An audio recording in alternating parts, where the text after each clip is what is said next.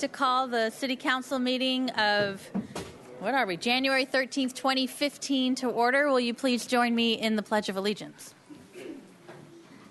I pledge allegiance to the flag of the United States of America and to the republic for which it stands, one nation, under God, indivisible, with liberty and justice for all. Please call the roll. Councilmember Francisco. Here. Hart. Here. Hotchkiss. Here. Murillo. Here. Rouse. Here. White. Mayor Schneider. Here. And item number 1, Mr. Casey.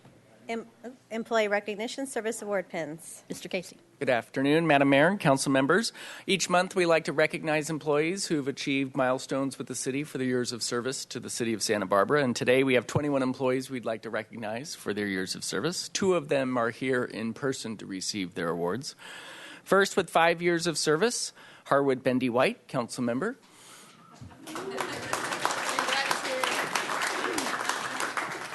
Frank Hotchkiss, council member. Bruno Peterson, a police officer with the police department. Dustin McGrew, a police officer with the police department. With 10 years of service, Lauren Anderson, senior building inspector with community development department. Rich Grigoli, a fire engineer with the fire department. Dean Milan, a fire engineer with the fire department. Brandon Page, a fire engineer with the fire department.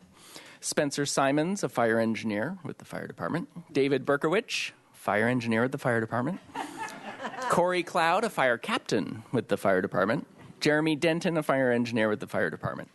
Also, Gabe Caratachia, grounds maintenance worker 2 with the Parks and Recreation Department. Juan Almedo, grounds maintenance worker 2 with Parks and Recreation. And Gene Meehan, a senior airport operations specialist out at the airport. 15 years of service, Matt Gritt, fire engineer with the fire department. John Thompson, a police officer with the police department. With 20 years of service, Penelope Tinker, records technician, community development department. With 25 years of service, and she'll be here today to accept her pin, Jacqueline Hill, library assistant 1 with the library department. And then with 35 years of service, Mark Hawkins, a senior grounds maintenance worker with Parks and Recreation, and also with 35 years, and he'll be here to receive his pin as well, Jim Bryden, fire operations division chief with the fire department. That's a lot of years. So why don't we have Jacqueline Hill come on up first?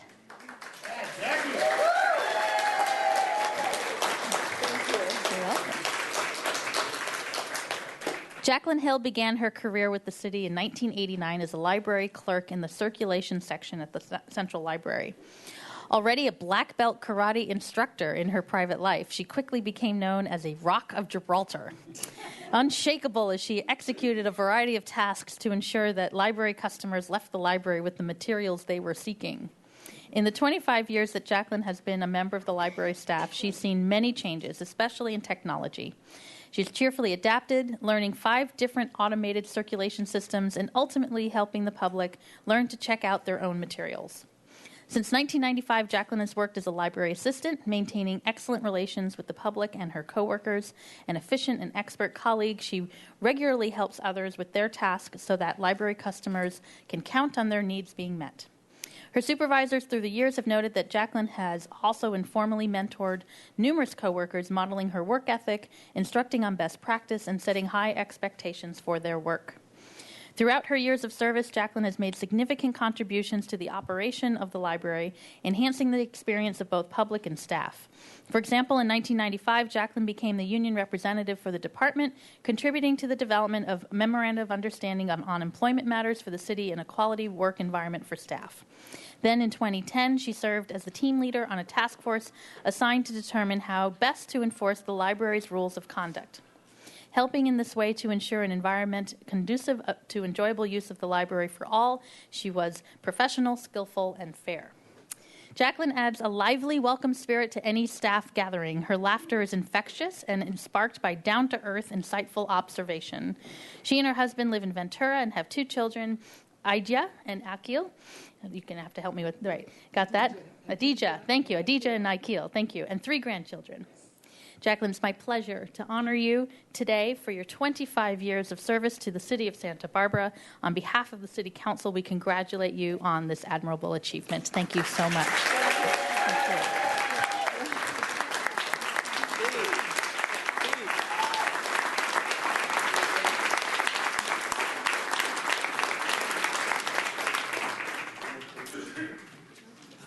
I'd like to say thank you. I am a native of Santa Barbara. This library, I grew up in this library. Now my grandchildren are growing up in this library, so I just want to say thanks to the city for having such a nice library, and for all of my coworkers that I work with. I'm going to get y'all. You know who you are. I'm going to get you. Okay, thank you.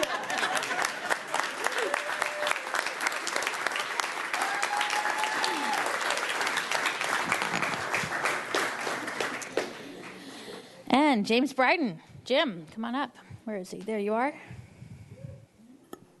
All righty. James M. Bryden began his career with the Santa Barbara City Fire Department on January 26, 1980, after gaining valuable experience with the Santa Barbara County Hotshots. He started as a firefighter and quickly promoted up through the ranks, serving as an engineer for 4 years and then on to fire captain. As a captain, Jim continued to show his adaptability by serving on an engine company, a truck company, and as a lead captain. His hard work and dedication was rewarded on July 1, 2000, when he was promoted to battalion chief. For 13 years, Jim led B Shift, where he developed a solid and cohesive crew marked by a team approach to solving problems. In 2012, Jim began serving as Operations Division Chief.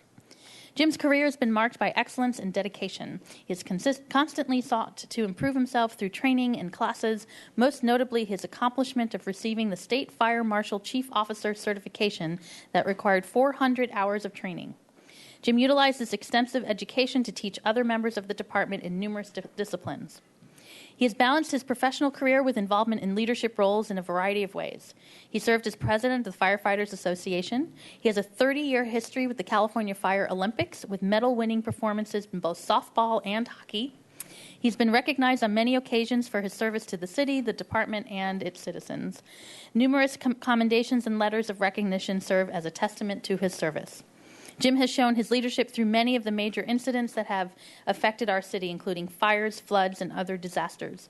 Throughout these incidents, Jim operated in a manner that provided for the safety of the citizens and his crews. Regardless of the rank held, he always carried himself with the utmost integrity and honor. He's been supported over these decades by his mother, Mary Pinoli, his wife, Bridget, and children, Denise, Stephen, David, Megan, and McKenna. So, Jim, it's with great pleasure that we honor you today for your 35 years of service to the city of Santa Barbara. On behalf of the City Council, the residents of Santa Barbara, and your fellow employees, congratulations.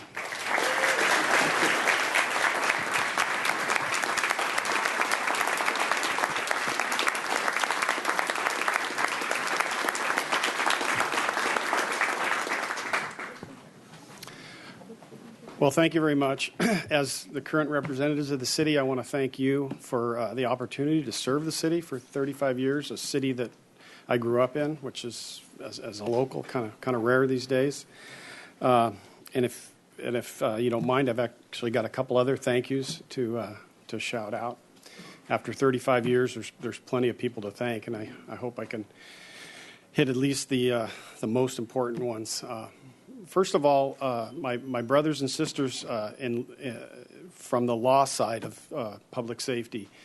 I've had many incidents over the years where we've had to count on their support, and never once did I ever have any worry that they wouldn't be there covering our back just extensively. Whatever was necessary, they were there supporting us, no questions asked, just right there, whether it was a fire or some other kind of incident that was kind of a prickly situation, and I just cannot thank those men and women enough. Most of them are retired now, but the ones that are there now still deserve that thanks. So, thank you to them. Secondly, I'd like to thank, and one in particular, the dispatchers that I worked with over the years. A truly thankless job, and with very little recognition. But I think back at my years as a battalion chief and the numerous times when we got into second or third alarms, and I'll admit it now, you get a little confused about how many fire trucks and personnel you have still in the city or there on the incident and what's coming, even from help from our neighbors at Montecito Fire, County Fire, and I'd get on the air and say, Santa Barbara, give me a rundown of the units that I have on the incident available. And without hesitation, every time, whoever was on the fire dispatch console could entirely recite it back to me so I could log it and then continue on. Just a really valuable resource and wonderful folks. So thank you to the dispatchers at the comm center. Thirdly, I want to mention the ladies in the office that I work with currently, three in particular, Carol, Debbie, and Carrie. Without their support over the last,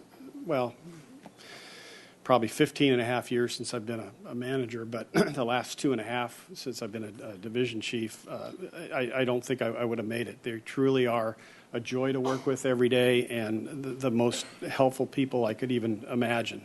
If I need something done, they're almost ahead of me getting it done. And so I think a lot of credit, if I have been successful, a lot of credit goes to them. The fourth group I'd like to thank is my brothers and sisters in the fire department and the fire service, actually, countrywide, but specifically the Santa Barbara Fire Department. Every one of the men and women that I've worked with have just been phenomenal. I think back when you have 35 years anywhere, you kind of reflect a little bit, and I couldn't have been luckier to work with a greater group of folks, and a lot of professionalism and respect, and a lot of selflessness to put themselves and their own personal agendas aside for the cause that we work for, and that's the citizens of this fine community. And lastly, but most importantly, is my family. Two you see here, my wife Bridget and daughter Megan. But I want to mention also, as the mayor listed them, but daughter McKenna and Denise, Stephen and David, my two sons. And there's actually 3 grandchildren already. So Olivia, Jocelyn, and James. So, of course, that's probably by far and above my family is the reason that you do all this stuff and show up to work every day and try and, make them proud, take promotions, blah, blah, whatever. But really, they're the reasons and the ones that I look at to try and impress or make happy the most. So I'm grateful to have such a great family and the support that I get from them. So to them, I wish all of them were here, but they're not. But to them, thank you very much. And with that, thank you again, and appreciate this. Thank you very much.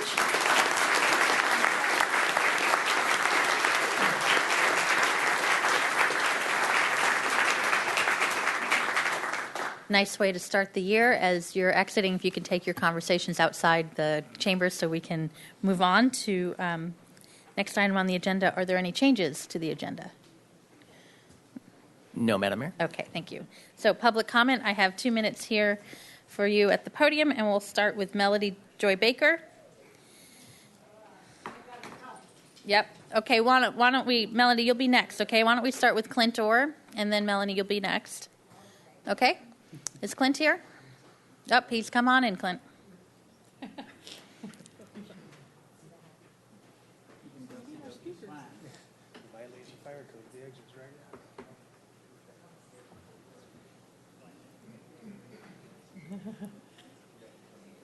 All right.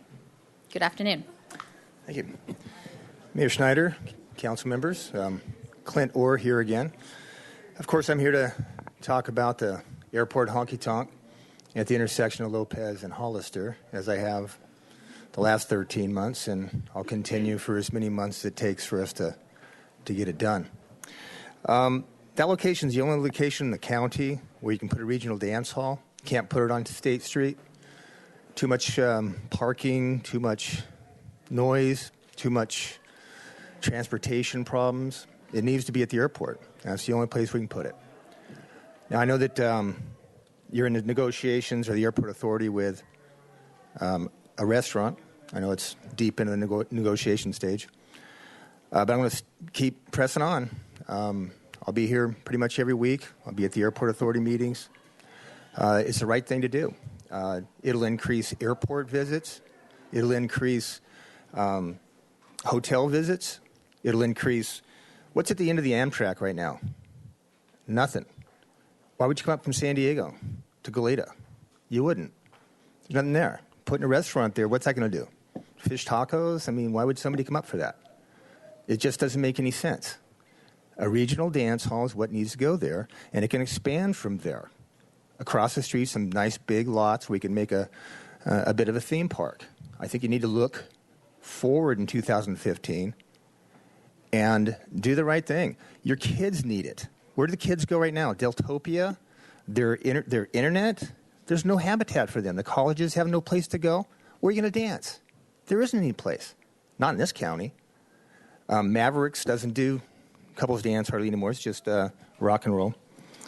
And Creekside's not cutting it. So anyway, enough said. I'll see you next week, and I'm going to keep pressing on, and it'll be out a little bit more in the TV and press and radio and so forth. So thank you. Melody Joy Baker will be followed by Jose Arturo Gallegos.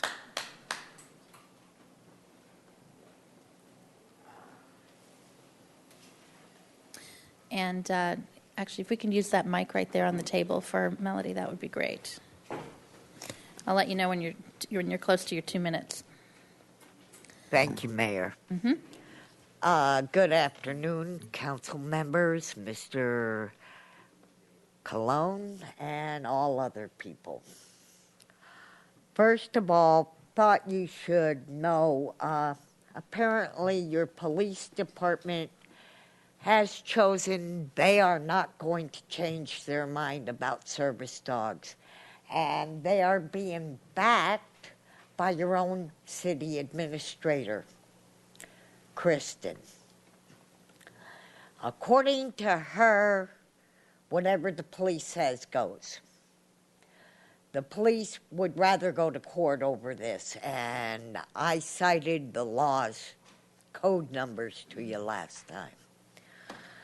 Second of all, and I've got the proof of it, I know Salvation Army likes to come forward and say they receive no federal funding.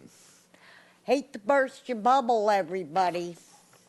Salvation Army was given funding for me and Reno from the VA to be at the hospitality house. And they did, after they took the money, they did not allow us. And here's the email verifying. Please show it to them. I'm not lying. That's between Sierra, me, and a gentleman at the Salvation Army named Mark Adams. And it's right there. VA fully funded a bed for me for 3 months. They put somebody else in the bed who had no funding. I'm also with SSVF. And you need to wind up your talk. And to date, their only places, the first place was, and it's through Salvation Army, a gardening commune, you got to be 65, and housing on Sola with steps. And every place I have attempted, they have shot down. Okay, thank you very much. Thank you. Jose Arturo Gallegos will be followed by Tom Woodrow. Good afternoon, Mayor, City Council. I hope you all had a good Christmas and a good New Year. Okay, apparently I had found out not too long ago there's been talk about me through some of the good people of Common Ground, because I've been advocating for folks like Melody, those who are non-drug and alcohol dependents, they're not mentally ill, and we need to get into housing. Mr. Michael Miranda, who's been a resident at the Falding for 15 years plus, I would say, been trying to get me into the Falding Hotel. And there was one individual from the Common Ground, yeah, you get in. I have the application, I have not filled it out.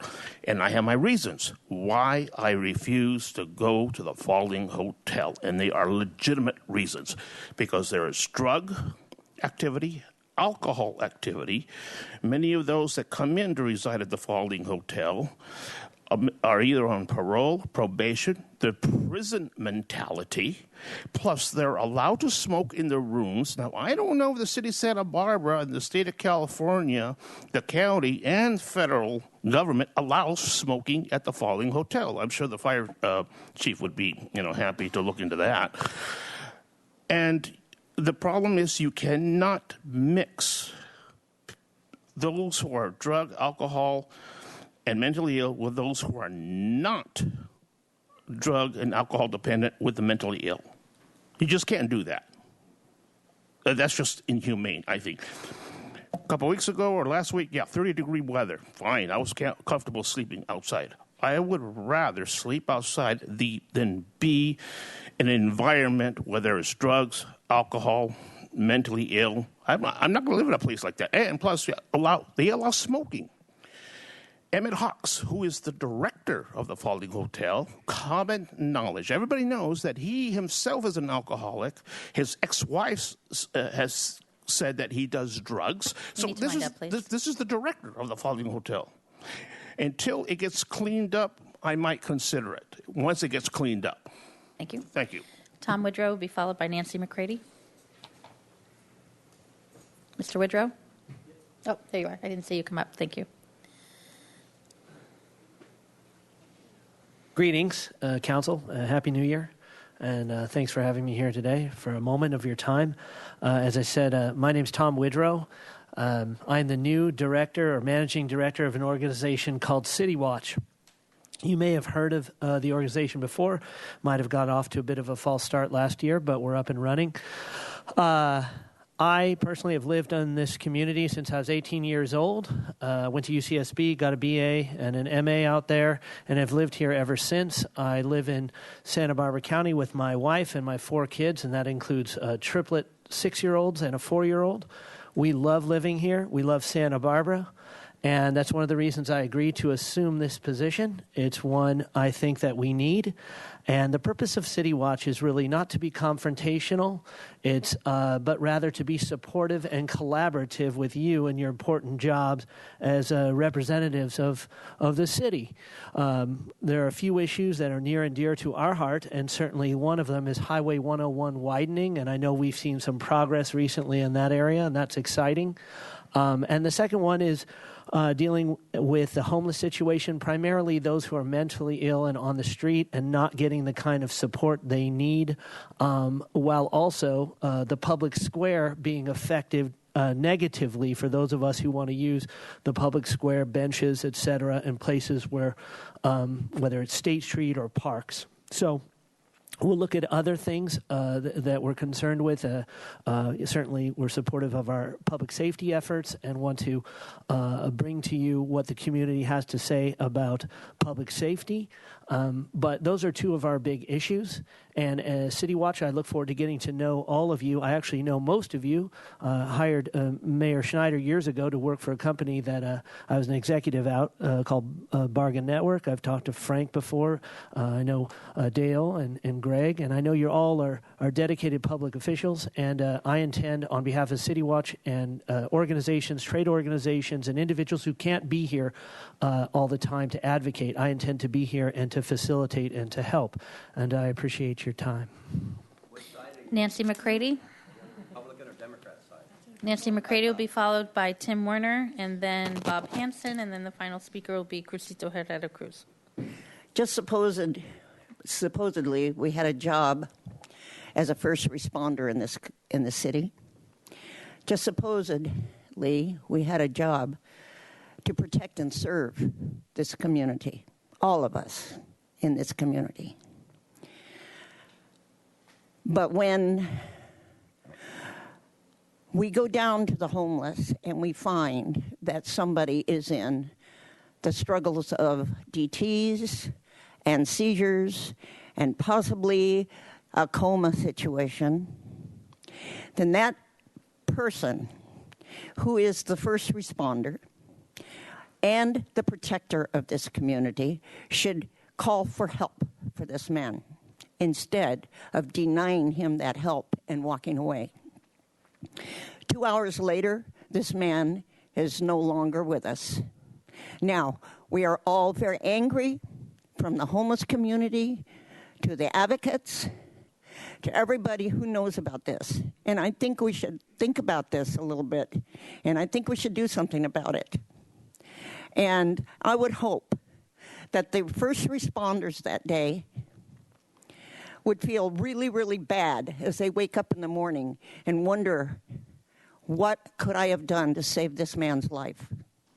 And I really hope they feel that bad. Tim Werner? Happy New Year, Mayor Schneider and City Council members. Thank you for allowing us to speak publicly. I was the one who passed around the Hotel Next Door article. Hopefully all of you got a chance to read it. I see the article a little different than obviously the property owner that is out-of-town person who wants to maximize his profit and run a vacation rental. If you go to VRBO, there's about 700 or so vacation rentals in town now. This is very important housing stock that should be used as it's zoned, single-family residential, for families that live here and work here. These families shouldn't have to drive up from Ventura, drive down from Lompoc. We know we're a no-growth community. I don't think anybody wants Santa Barbara to turn into Orange County. But when we're letting our housing stock, which is a pretty good, 700 out of 7,000, 10% of our housing stock turn into a hotel, which it wasn't designed and it's used illegally for, we're kind of missing the boat there. I don't know if it's possible for the city to go to VRBO and other vacation rental websites and ask them to verify zoning before they take on these clients. I don't know if the city attorney has the authority to do that, or that could be looked into, but we need this housing stock for our family members in this community. Thank you. Bob Hanson? Good afternoon, Santa Barbara. I'm not talking about the illegal immigration article from the news press or the word using illegal alien, which I think is a hate crime language. I'm here to talk to you about January 1st, the news press on Above the Fold on New Year's Day committed a hate crime. Wendy McCaw wrote, "Keeping Santa Barbara Paradise," or you could say the American Riviera, which we're neither. We're a community of people, and most people here are loving and caring people. She writes that there's crime in our world, but Santa Barbara has lawlessness on its streets, aggressive panhandling. There's been about 5 aggressive panhandling tickets wrote in the last 5 years. She talks about the smell of a skunk. Somebody was smoking marijuana. It's almost legal. Probably in another couple of years it will be legal. And it's kind of rude to be out there smoking pot, and I know they do it in the Delaware and other places. And I have my pipe right here. I found it today. California Green, it says. It's not mine, but I found it.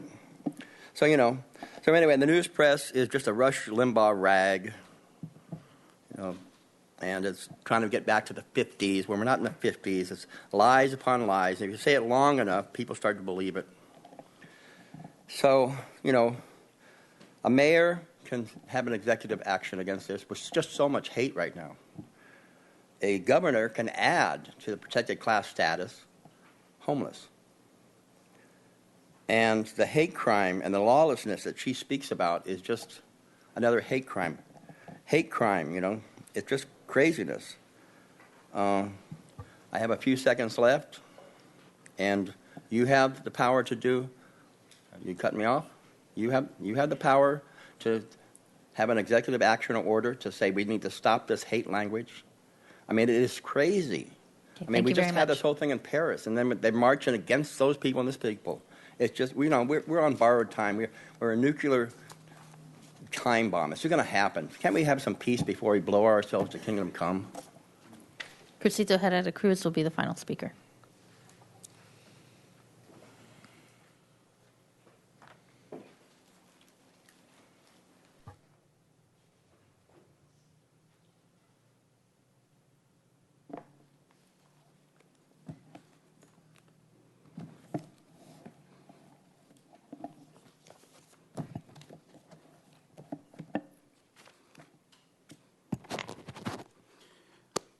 Good afternoon. Buenas tardes a todos que están escuchando. Yo me llamo Crucito Herrera Cruz. Yo voy a ser un candidato en las elecciones de distritos para el 15 de noviembre de este año. Estamos un nuevo año, feliz año nuevo, próspero año nuevo. Yo soy oficialmente un candidato en las elecciones de distritos para la ciudad de Santa Bárbara este año. Muchas gracias, concejales, mayor. Me dieron un presente muy grande para Navidad, no para mí, pero para las personas que son 50,000 personas que hablan español, que necesitan voto, que necesitan representación en los distritos del West Side, en el distrito del East Side, en el distrito de Upper East, San Roque, La Mesa, Waterfront. Todos necesitan representación, from what I heard from these comments. I was realizing the deep applauses, the strong, it was because you're only talking about 1,000 people, your city staff. But everybody that came after that, TOT tax, use it for the district in the east side that you're trying to implement and double tax without representation. That is very insulting. Where you have an organization, MCA, that excludes city council candidates from their forum. That's the kind of organization you want to happen? No. Talking about government code and your closed session, point number 27, government code 54,956.9, government code. Your closed session on our case, 146-8167, concerning the California Voting Rights Act, because of the historical vote dilution and the patterns of racialized, polarized voting by voters of the city of Santa Barbara that is based on racially polarized tendencies, is not going to stop if we have district-based elections. You need to wind up, please. And I have one more thing to say. This is about all of us. The Constitution allows me to correct this government. Muchas gracias y que viva la raza. Okay, that concludes public comment. Move on to the consent calendar, and you have some items to read. Item number 4, corrected fiscal year 2015 waterfront fee resolution. Recommendation that council adopt by reading of title only a resolution of the council of the city of Santa Barbara correcting waterfront harbor slip, mooring, and user fees for the remainder of fiscal year 2015. Item number 7, introduction of ordinance for lease agreement with the U.S. Department of Commerce, National Oceanic and Atmospheric Administration, NOAA. Recommendation that council introduce and subsequently adopt by reading of title only an ordinance of the council of the city of Santa Barbara approving and authorizing the airport director to execute a 10-year lease agreement with the United States Department of Commerce, National Oceanic and Atmospheric Administration for 2,500 square feet of unimproved land at 1605 Cecil Cook Place at the Santa Barbara Airport, effective upon the adoption of the enabling ordinance for a monthly rental of $312.50 exclusive of utilities. And then item number 12, introduction of ordinance for approval of extension for the South Coast Energy Efficiency Partnership Agreement. Recommendation that council introduce and subsequently adopt by reading of title only an ordinance of the council of the city of Santa Barbara authorizing the public works director to execute an amendment extending the 2010 to 2014 energy partnership agreement between the Southern California Edison Company, the Southern California Gas Company, and the city of Santa Barbara to cover the 2015 transition period. Thank you. Without further objection, we'll waive further reading. There's a number of items that needs to be pulled off either for questions or separate. There's number 3, 4, 14, 19, and 20. Any others that need to be pulled off? Number 9 for a question only. Number 9 for question. And number 16, just to draw attention to it. 16. Okay. And so, then, yes. They said number 4? Yep. Okay. Why don't we do number 4 first? Read number 4 you already read. It's the waterfront fee resolution for Mr. Rouse and Mr. White. Did you have to say something about that? Yes, Madam Mayor, I'll be abstaining. I am a slip holder. Mr. White? As will I. Okay, so can we have a motion on item 4? So moved. Second. Moved and seconded. All in favor? Aye. Any opposed? Abstain. No? Abstain. 2 abstentions. Okay. So why don't we go back to item 3, if you could read item 3. Police Department Explorer Program funds. Okay, I believe we have a check that someone would like to bring up. So if you can introduce. Come bearing gifts. It's it's a couple weeks late. That's all right. I'll come on. Well, if you want to say what it's for, and thank you very quickly. much. And who Most of are you? Probably may recognize me, may not. If I'm out of shorts and tennis shoes, I'm Officer Hans with the Santa Barbara Police Department. And with me, I have, I'm also on the board of the Santa Barbara Police Foundation. I have our president, Joanne Fenari, board member, Paul Cashman, Secretary Pam Jeremiah, and Craig Case is also a board member with me. On behalf of the Santa Barbara Police Foundation, we wanted to present the City of Santa Barbara and the Police Foundation, or the Explorer Foundation, a check for $5,000 to help support that program. As most of you know, it was started by Chief Sanchez, but there aren't the funds within the city budget to support it, so it goes strictly on donations and volunteer time. In the spirit of volunteering, those explorers helped us out with two of our fundraising events that I think most of you either came by or were at for the full events, both out on Coast Village Road, the car show, and our annual fundraiser down in Summerlin. Amazingly successful events, but we could not have done it without the explorers, and I know if you guys were there, you saw how much work they were doing. Great kids. Most of them want to get into law enforcement in the future, but the help that they're giving us is amazing, so we wanted to help them back in return. So thank you for supporting that program. Thank you, and I know this is one of many checks that you've given before, so thank you all very much, and we look forward to the next time you come as well. Thank you very much.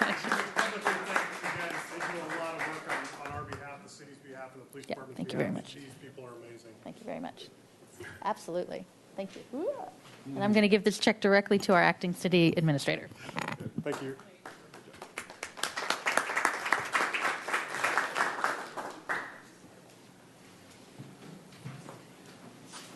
I'm assuming we're going to vote for that in a moment. If we can do item number 14.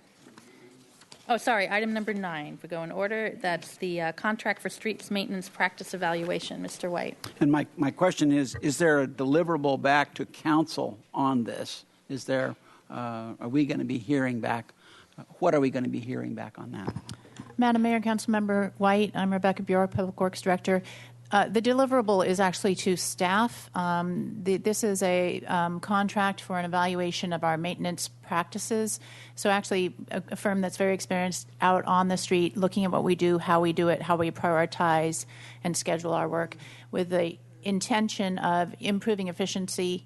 And we would expect to have a report that would make recommendations that we would implement. Our best opportunity to report back to you at council is probably at our budget time or to capture some of this information in our performance metrics that are reported to council on a biannual basis. I would ask that we at least get an email summarizing some of the highlights of it, please. I'm happy to do that and to share the report. Great. Thank you. Okay. I'm assuming you don't need to vote on that separately. We move on to item 14, which is setting a date of a public hearing to consider designation of city landmark. And who wanted, was that Me, Mr. Madam Mayor. Hotchkiss? Go ahead. I just want to ascertain that the properties in question are all in agreement with this designation before we go forward. Casey? Yes, Madam Mayor, I believe they are. All right, thank you. Okay. And then item 16, which is the contract for construction of the Lower West Downtown Lighting Project. Is that you, Mr. Hart? Yes, just wanted to bring this to the community's attention. This is a significant improvement in the Lower West Side neighborhood, the first phase of what ultimately will be 77 new street lights. It's one of the last RDA projects that the city has to be very proud of, and I think that that neighborhood is going to be very happy with the final product. So I just wanted to draw attention to that. You know, there's a lot of discussion about, you know, whether the city invests in appropriately in all the neighborhoods in the community, and this is just a great example of how that money is dispersed throughout the places that need it. Agreed. I also, the work we did in making sure we had the funding still from the RDA fallout we got to keep for this particular project was really important. So thanks, staff, for that as well.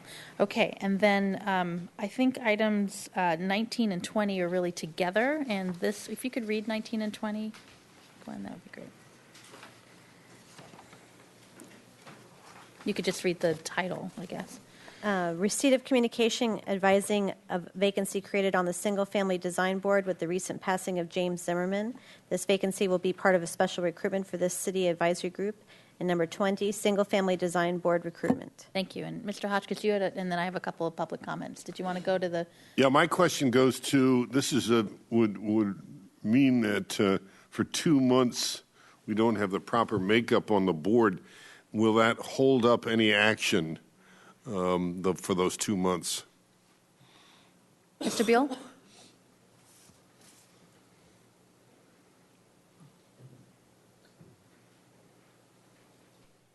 Thank you, Madam Mayor. Councilmember Hotchkiss.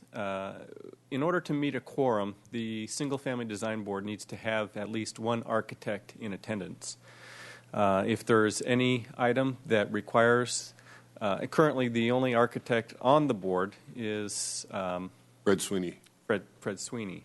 If there's any item in which that he cannot participate, then that item would not be able to be heard for lack of a quorum unless the city attorney is aware of any other circumstance that might allow that. So, in the city attorney indicating no, then those items would not be able to be heard by the design board until this next assignment takes place by the council. Is it up to his unique discretion to determine whether he should recuse himself or not?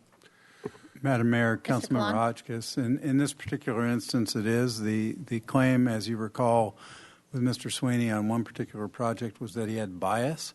That's not a statutory conflict of interest. So he's made the decision, as I understand it, to recuse himself from participating further in that matter. Just in that matter, though, correct? Yes. Okay. Thank you. I think we have some speakers. I look forward to hearing. Yep, we do. And I think the point of item 20, which is to have a special recruitment, is so we don't have to wait 6 months for this scenario to correct itself. We have 2, which is still long, but not as long as it could be under our normal timeline, right? Yeah, I see you nodding. That's okay. correct. Okay. All right. So Vince Amore and then Jarrett Gorin. Good afternoon. Good afternoon, Madam Mayor and members of the City Council. I'm Vincent Moore from Capital Pacific Development Group, and we are representing the applicant, Nancy Madsen, for the property at 3626 San Remo Drive, the subdivision there. I'm here to speak about the current lack of quorum on the Single Family Design Board, which has the potential to delay the project as you've just discussed. The Single Family Design Board must have a quorum of at least 4 members, including 1 licensed architect. And as we have previously noted, Jim Zimmerman was in that position, and he passed away at the end of November. Currently, Fred Sweeney is the only licensed architect on the board. Following your council's approval of San Remo Lot 2 on November 25th, Fred Sweeney announced that he will no longer participate in any review of the San Remo development. This means that no board quorum is available to review our project. You're not sure what I said? No. Siri got it. She understood. Siri, Sorry, it was only Siri. Okay, Sorry. we filed a formal complaint about Mr. Sweeney's multiple conflicts of interest and Jaime Pierce's single conflict of interest with regard to the San Remo project in March, April, and May. And Ms. Pierce immediately recused herself from further consideration of the project. Staff discussed and identified conflicts with the city codes of conduct for members of the advisory groups with Mr. Sweeney in April, and Mr. Sweeney refused to step down as specified by the city's code of conduct. If Mr. Sweeney had acted in accordance with the code of conduct, quorum issues for our project would have come to light months ago and could have been addressed without causing any major delays. Instead, Mr. Sweeney waited until City Council overruled his board's denial of our project to step down, which effectively denies us the ability to obtain the required board final approvals and delays our project until City can identify, interview, and appoint a new licensed architect to serve. We have done nothing wrong here. In fact, our projects meet all the city guidelines and ordinances, and we are not requesting any modifications or exemptions, as you may have noticed and when we gave our appeal here. We were totally within our rights. Need to wind up, please. You're beyond your 2 minutes. Okay, I would like to say that it is not fair to us what has happened, and we would appreciate if the city can find a solution to move forward without excessive delays. Thank you. Mr. Hart has a question for you. Oh, okay. It wasn't a question, it was a comment. Oh, okay. We have one more public comment speaker then. Thank you very much. Jarrett Gordon. Good afternoon, Madam Mayor, members of the council. Councilmember Hotchkiss asked if this affects any other projects besides just the San Remo project, and in fact it does. The community development staff have informed me that Mr. Sweeney has said he's going to step down on any project that I bring forward because I accused him of acting improperly. To be fair, technically I accused him of that in May of last year, and that did not stop him from sitting on all of the hearings for San Remo and multiple other projects that I brought forward in 2014. While I agree that Mr. Sweeney probably can't be impartial on anything that I bring forward from this point on, I really honestly feel like that statement and his action right now, particularly the timing of it, is retaliatory. I think he's mad at me that I represented somebody that appealed a project, and this is a way to adversely affect every project I'm working on with every client, and that really, really has me concerned. What I would ask is that your council authorize any of the licensed architects that are currently sitting or formerly served on ABR or SFDB to be able to stand in as an alternate. These are people that have all been interviewed by you, all fully vetted by the city before. Current ABR and former ABR and SFDB members all are familiar with all the same findings SFDB has to make. And the Santa Barbara Municipal Code does allow any one person to serve on multiple boards simultaneously, so it wouldn't be running afoul of that. And if you could allow somebody to serve as a temporary alternate until we find a permanent new licensed architect to serve on the SFDB, that would avoid us having to have this delay. And I think it's fully consistent with your municipal code, and I don't see anything that would prohibit that. So that's what I would ask you to do for all of my clients, including the San Remo client. Thank you. Thank you. Mr. Hart? Yeah, I think that's an elegant solution, and I think if staff could just pursue that, it doesn't sound like there's anything that would prohibit us from just making that an appointment, as soon Mr. as Kalam, next week. does the charter say anything, or Ms. Pierce, in terms of our process? Madam Mayor, members of the council, this is the first I've heard of this proposal, so I'd want time to take a look at whether the code authorizes you to have a stand-in. It may be perfectly lawful. I simply don't know. Okay, so perhaps you could look into that, and then in the meantime, we do want to go through the application process, and so we have those dates here and how we move that forward. The question is whether we can do something between now and 2 months from now on an interim basis. So we'll hear back from staff on that. Okay, so we do have Mr. Hart. Did you have something else? No. Okay. So we have the rest of the consent calendar. It's everything but. I have a quick question. Oh, I'm sorry, Mr. Hotchkiss. Go ahead. Mr. Colon, how long do you think it would be before we could hear back on that? Obviously, time is of the essence here. I can advise you through the city administrator within a couple of days. All right, and So then we could act certainly- accordingly here? If you give direction for us to bring back an agenda item on the 27th, I think we could accommodate that. All right, that's probably as soon as we could do it. That's fine. I think, well, I guess it depends on if it's lawful. If it's not lawful, then we have a problem. So, right. So I guess we'll get your determination on what the code says, and then if something is feasible or lawful, we can review that on the 27th. Is that what you're asking? Madam Mayor, what I'm Need a motion suggesting for is that? that we present options to you on the 27th. Okay. I would move that action, Madam Mayor. Okay.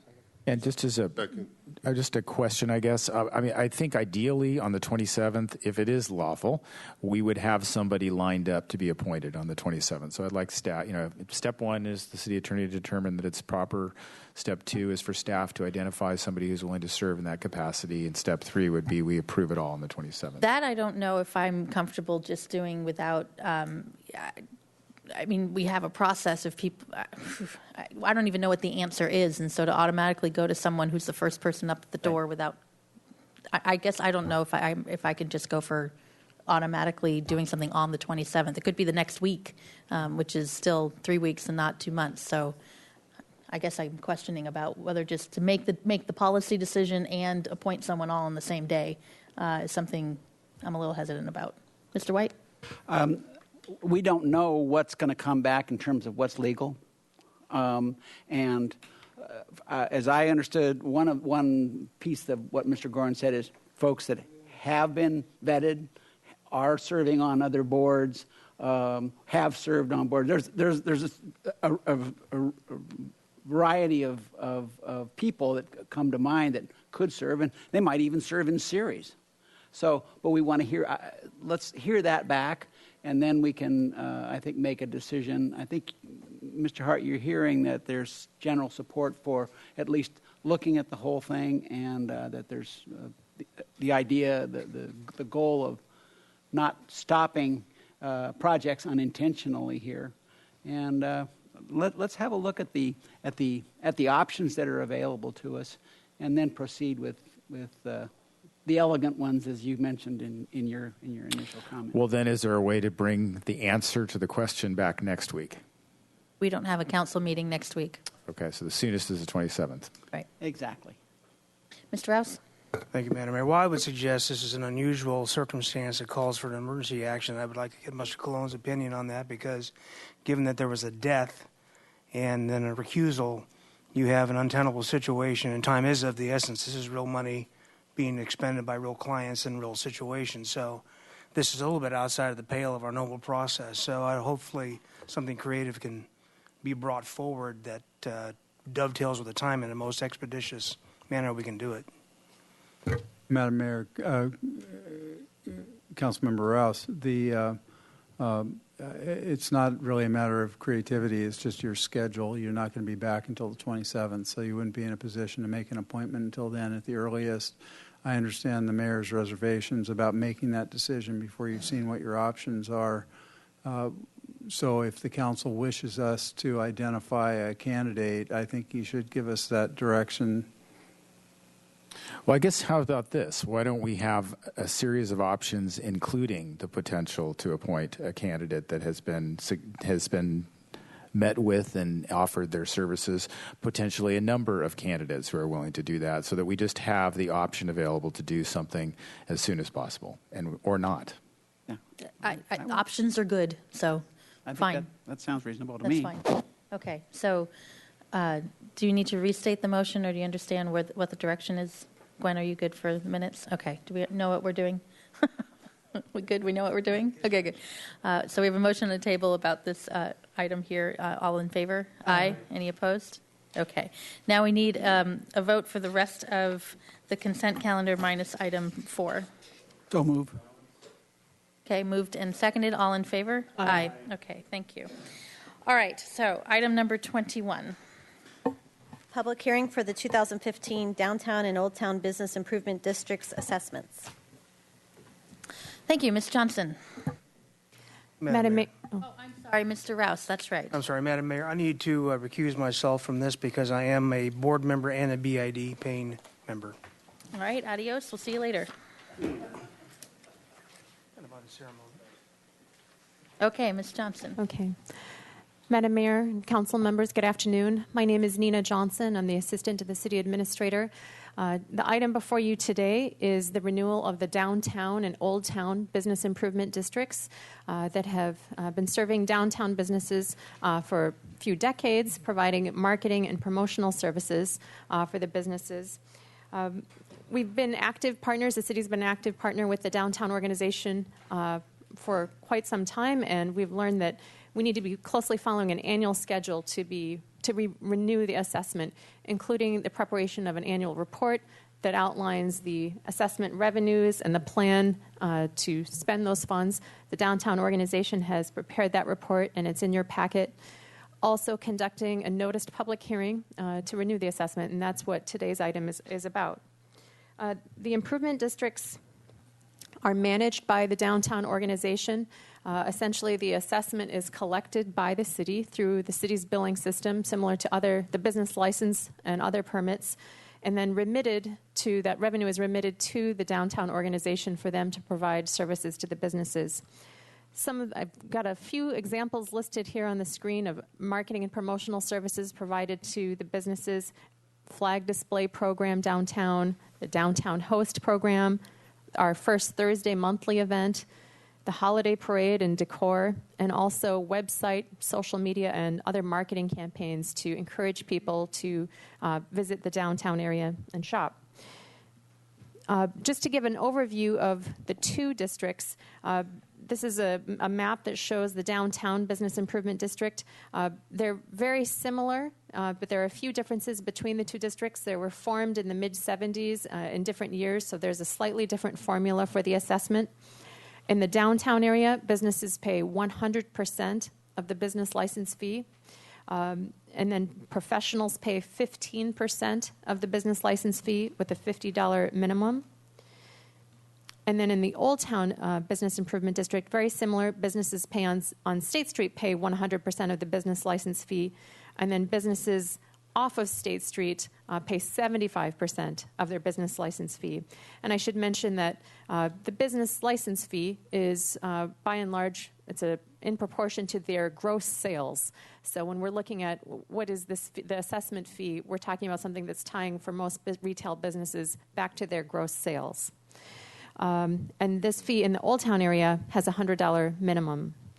Automobile sales and service businesses pay up to an amount up to $600 a year, and then other businesses and professionals pay a flat rate of $100 per year.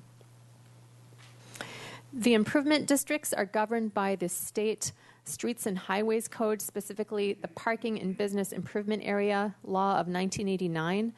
This is very similar to the law that governs the city's PBIA, our Parking and Business Improvement Area. That law authorizes cities to collect an assessment on behalf of a nonprofit, the community organization, to promote public events and tourism and provide activities and improvements that specifically benefit the businesses in the district. So the key steps to renewing the assessment are very similar to what we do with our city's PBIA, our Parking and Business Improvement Area. On December 9th, Council adopted a resolution of intention to levy the assessment and to conduct a public hearing.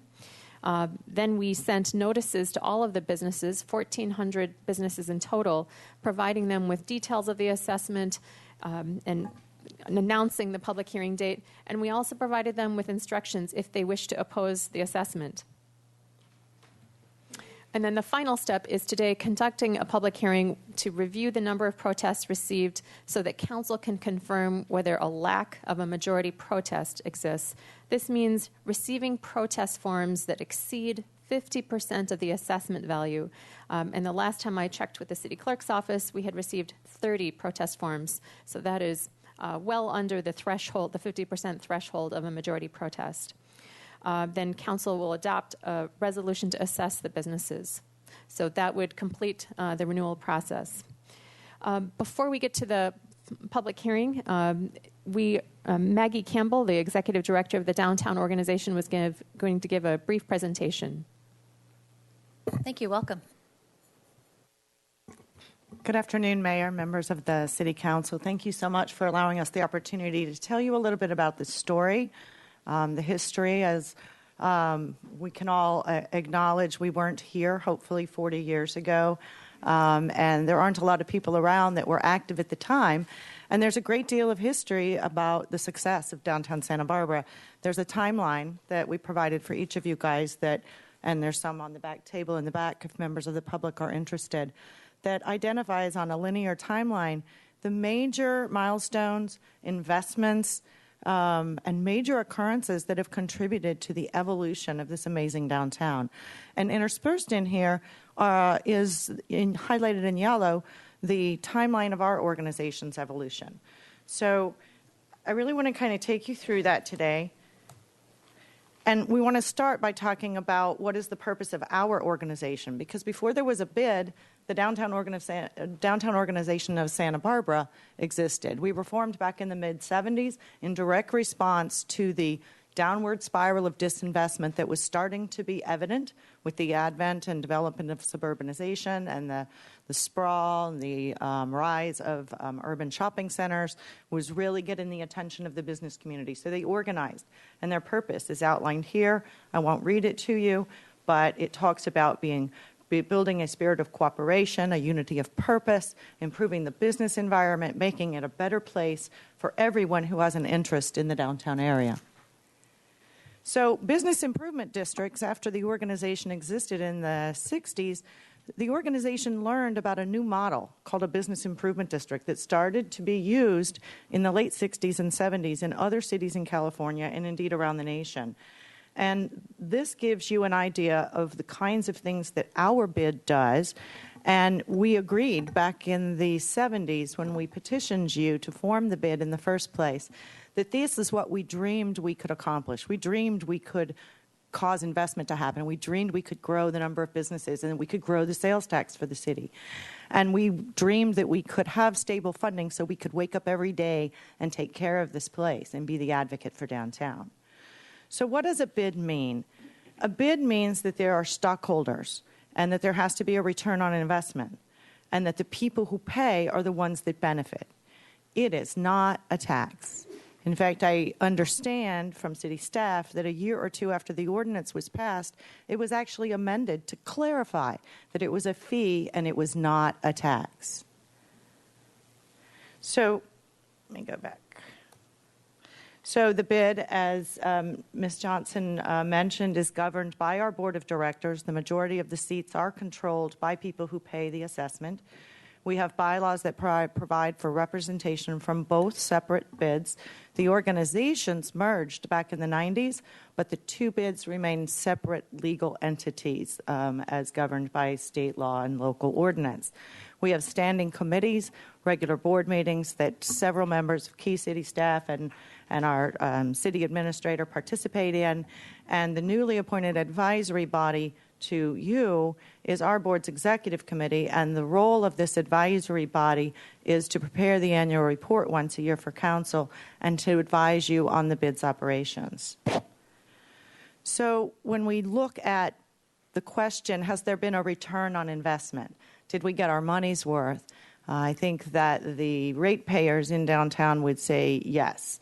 We have accomplished that goal, that promise of what a bid could be in terms of improving the business environment, growing the businesses, making it a better place, creating a sense of community, and being the kind of place where business wants to be and where people want to live, work, and play. But I think it's important to go back. I think downtowns especially forget from where they came, and they forget, especially after 40 years, what it used to look like. There was a lot of challenge, and in fact, the headlines back in the 70s talked about bankrupt alley on State Street and businesses fleeing for the suburbs.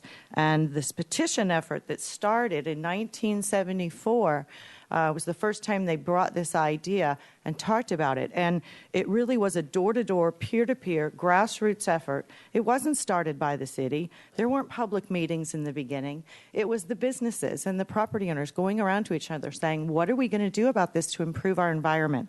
We're not happy with the level of services our taxes get us.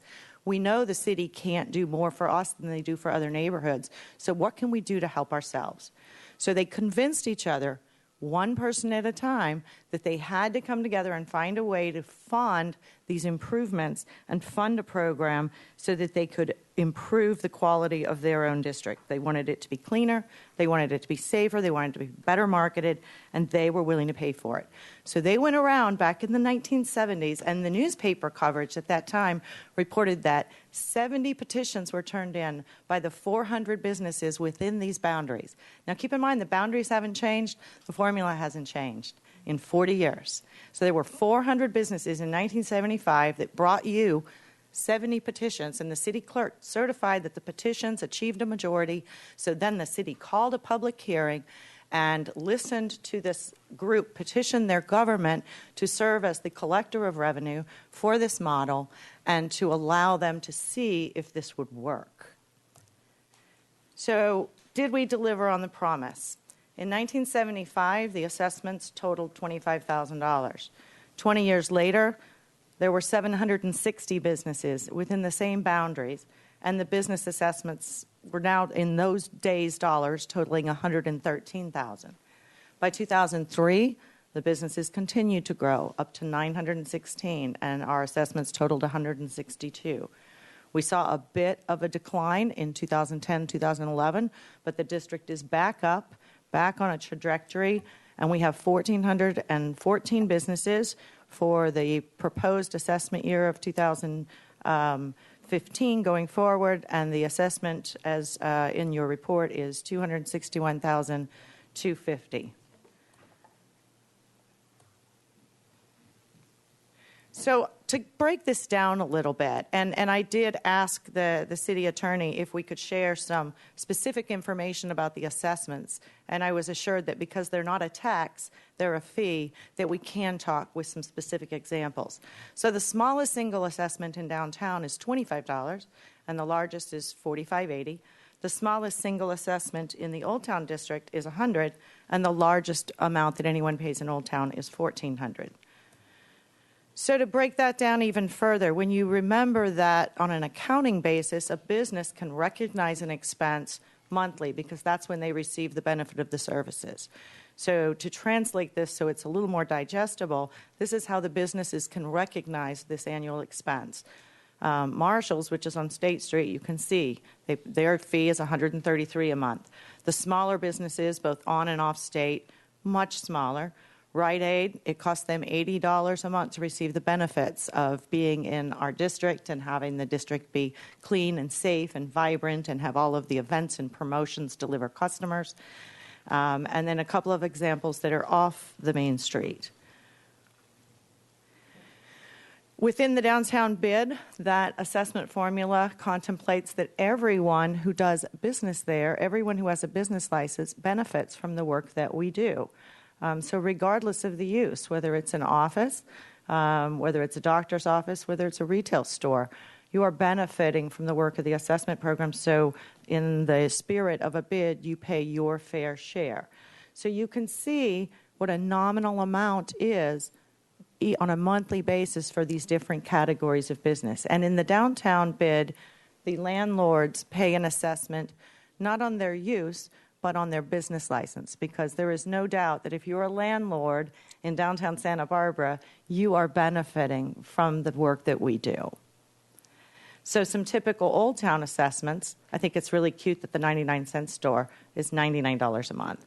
But this gives you an idea of the scale. And again, it's relative to the size of their business and to the benefit that accrues to them. So outside of the bid, we also have used that to leverage a great deal of community involvement and engagement. And our operation is meshed and immersed with our plaza budget.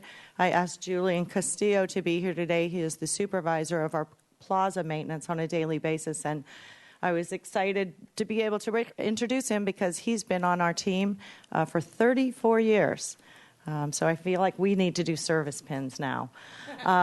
But you can see from this little summary by the numbers, we have a lot of community engagement and a lot of buy-in and a lot of cooperation in the community. And without the underlying support from the bid, and the bid gives us the reason to get the businesses engaged, I would say that we wouldn't be anything like what we are today. And it was all, did not happen by accident. It was very much by design.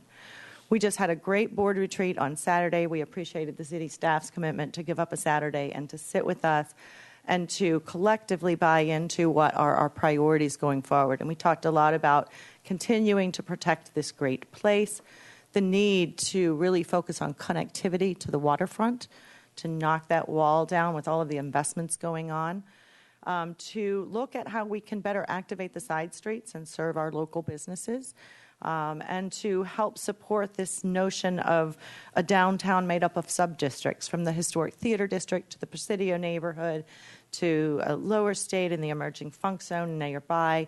All of that is part of what the customer thinks is the downtown experience. So we know going forward we want to evaluate our boundaries, future parking and transportation needs, and get really serious about making sure we're positioning downtown for competitive forces and to leverage social media and to grow our market reach as population grows in the Central California area. So that is really our summary and report. We would concur with staff's recommendation, of course, to renew the BID for another year. This is an annual reporting requirement, so we expect we will be back before you this time next year. And I'm happy to answer any questions. Thank you. We do have some public comment, but first, any questions from anyone up here? No. Okay, so why don't we go to public comment? We'll start with Bob Hanson and then Mark Whitehurst.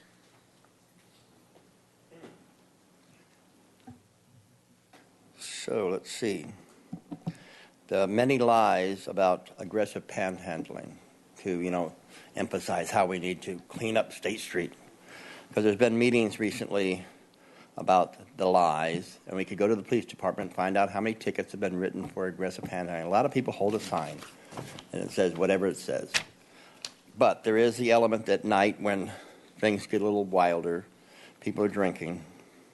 So they want to change that from 9 in the morning till 9 at night along State Street, from 9 in the morning till 2 in the morning. So basically, it's going to be legal to sleep on State Street from 2 in the morning till 9 in the morning. So we should, have a sleep in. But that's not really cool because we don't have restrooms, and we do have issues with restrooms. Then another thing they're talking about is selling and trading things, jewelry and all. But it's okay to play music, so I think we should all start singing, And, let's bring the house down. Let's have fun. Urinating and defecating. Now, that's an issue because basically, if you go to most of these camps in this city that homeless people are at, I've been to a few, they are dirty. So they're coming from dirty camps, sitting on our benches and other things, and, hey, let's get some new diseases going. So anyway, we do need to help each other and work together. In Portland, they have, designed some restrooms that are healthy and clean and all that, and everyone can use them 24/7. I think we really need that. But we need them on the outskirts. Now, there's a porta potty over by the fig tree because of Mission Creek. There's a porta potty over by the rescue mission because there's a creek. But, we need a few more. We're never going to solve the homeless issue. Do I have 15 more seconds? Come on. But anyway, the real problem is alcohol. And we have turned into the alcohol. We're just like New Orleans or some other place where they serve alcohol. But you know what happens with alcohol? You also have that drug. And some of those drugs get those ladies going, and we like to have that happen. So we have an issue. Hey, your time is up, Mr. And we have an issue. And so we should need to really realize what we're doing in this community. Thank you, Mr. Hanson. It's party animal. Your time's up. Mark Whitehurst and then John Webby.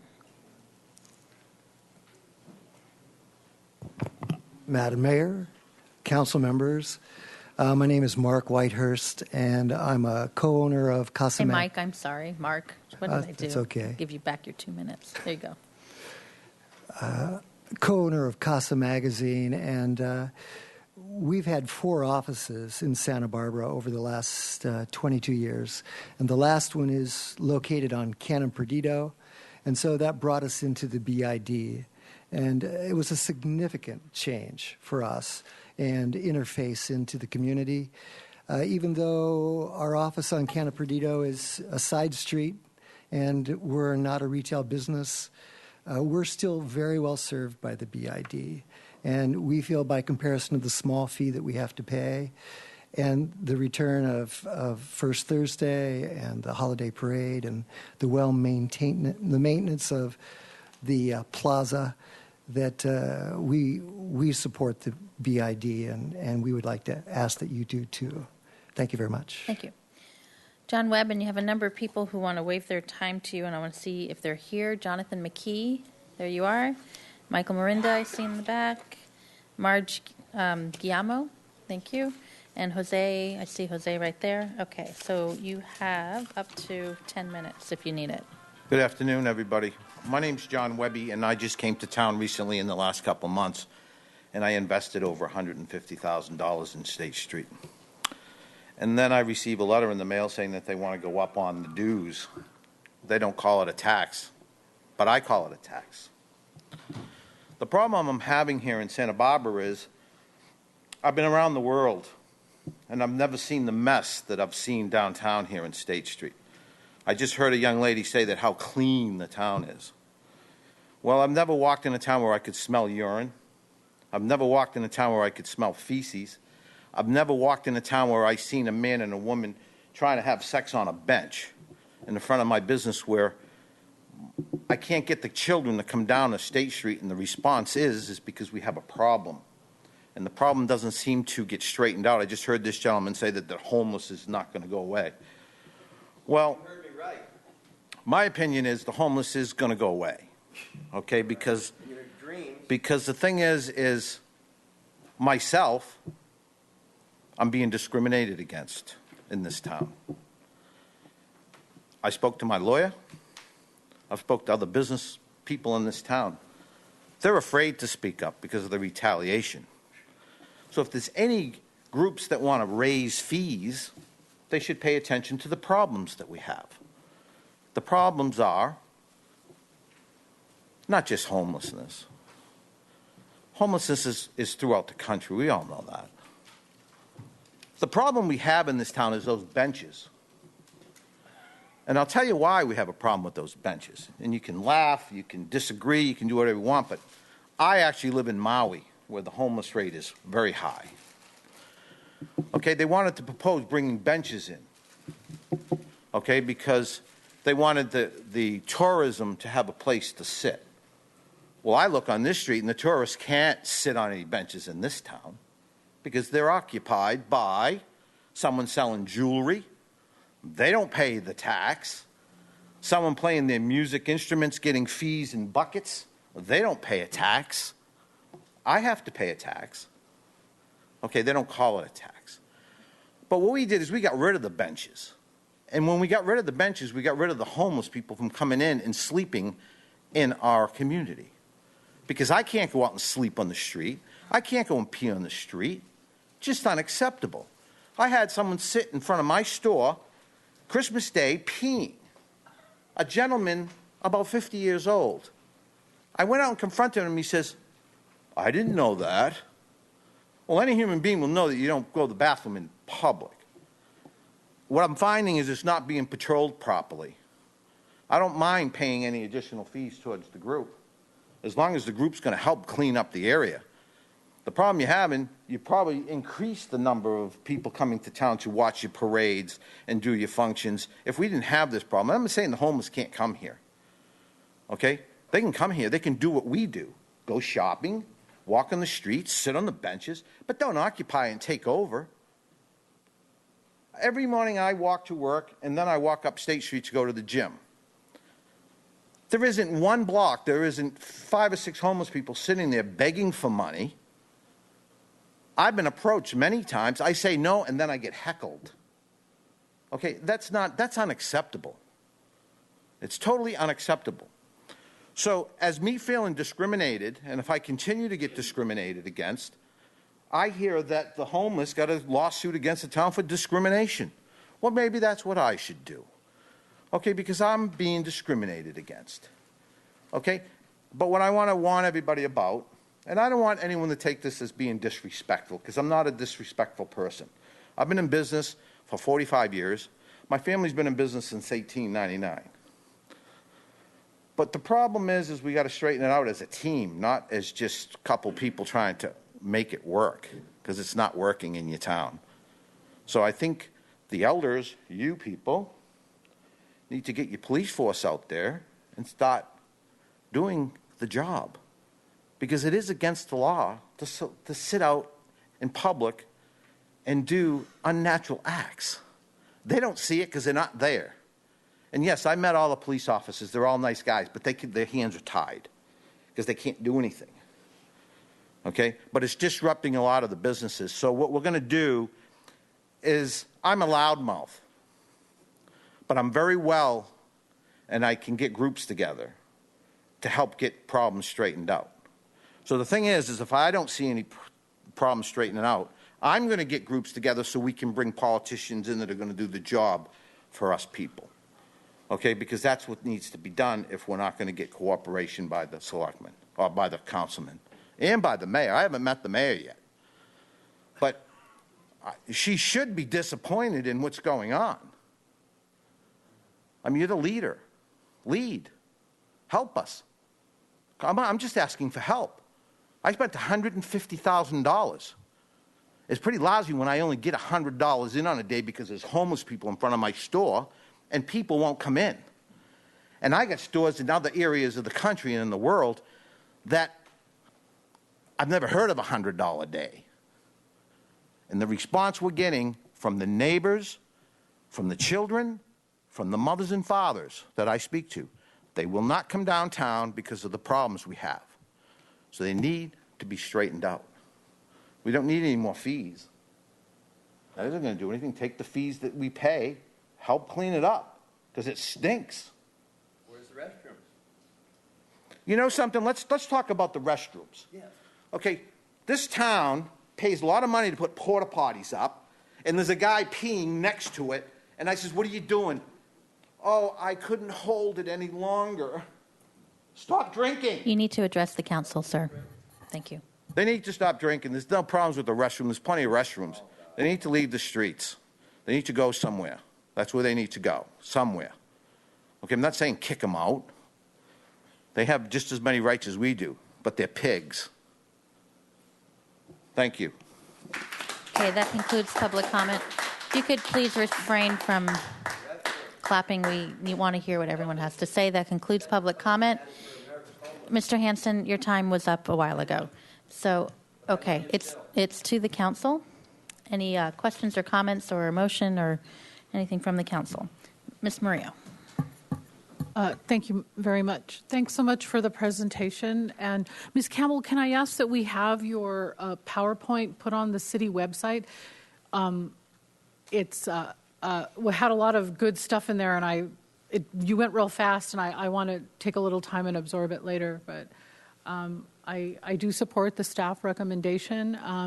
I did, when I looked at it, had a little bit of concern about residential rentals being included in there, but I did look, and it's very few, and so I feel like I'm satisfied on that point, and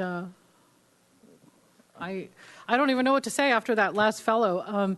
I wish he knew how much work that we're doing with our street issues, and some of the ordinances that we're looking at, and how hard our police force and our public works and the downtown organization employees do work to keep things nice. So I hope I run into him again so I can have a conversation with him. But thank you. Mr. White. Thank you, Madam Mayor. Well, I too support this proposal and appreciate the work that is done. This is one of the many tools that we're using to make this a great city, and I would move that we approve the staff recommendation. Moved in a second. Mr. Hart. Just wanted to say that I had the opportunity to participate in the annual planning strategy meeting this past Saturday with the downtown organization. There was 30 some odd people there working from 8 in the morning until almost 1 o'clock, planning for next year's agenda for the organization, and a lot of great work, a lot of great ideas. Daniel Isofano from IMG was there facilitating the discussion, and I thought it was extremely well run and very professionally done, and it was great to see the consensus that came from that work, and I think that the city will be well served by the effort that the downtown business organization does in the next upcoming fiscal year. Thank you. I too appreciate the partnership between the downtown organization and the city for almost now 40 years. I guess this is the 40th year. So a lot to celebrate, a lot to work on, and thank you for your report, and I'll be also supporting the motion. So with that, we have a motion. I'm sorry, Madam Mayor, one last thing. I did want to let the people who issued protests know that I read every single one of their letters, and I do understand their argument that perhaps a law firm doesn't get the same kind of benefit as a store that serves our visitors.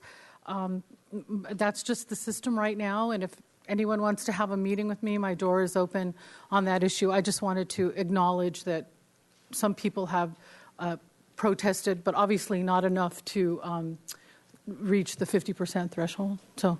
I'll be voting for the motion. Thank you. Okay. So with that, all in favor? Aye. Okay, that's unanimous. Thank you very much. Thank you very much. Okay. Item number 22. Proposed water rate increases for fiscal year 2016.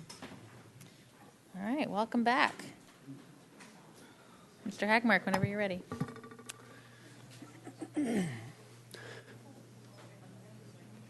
Madam Mayor, council members, my name is Joshua Hagmark. I'm the Water Resources Manager. And before we get into our presentation today, I just wanted to kind of set the stage. This is an unusual rate increase that we're talking about. Typically, when we bring rates before the council, there's a high likelihood of moving forward with that particular projects the costs are much more known. And in this case, we are dealing with a lot of variables, particularly related to desal, whether we are moving forward with desal or not, whether the costs of desal, the actual cost of desal be, and then also the financing of desal as a variable. So these are all things that we continue to struggle with, and we've put these rates together reflecting a lot of those uncertainties. And as we move forward, ultimately the adopted rates that will go into effect on July 1st will reflect the decisions based on rainfall, based on our water supply situation. And so today's rates are simply our best guess as to what might be needed to finance upcoming water supply needs. So at this point, I'm going to turn it over to Ms. Dyer to lead you through the presentation. Madam Mayor, members of the council, my name is Kelly Dyer. I'm the Water Resources Supervisor.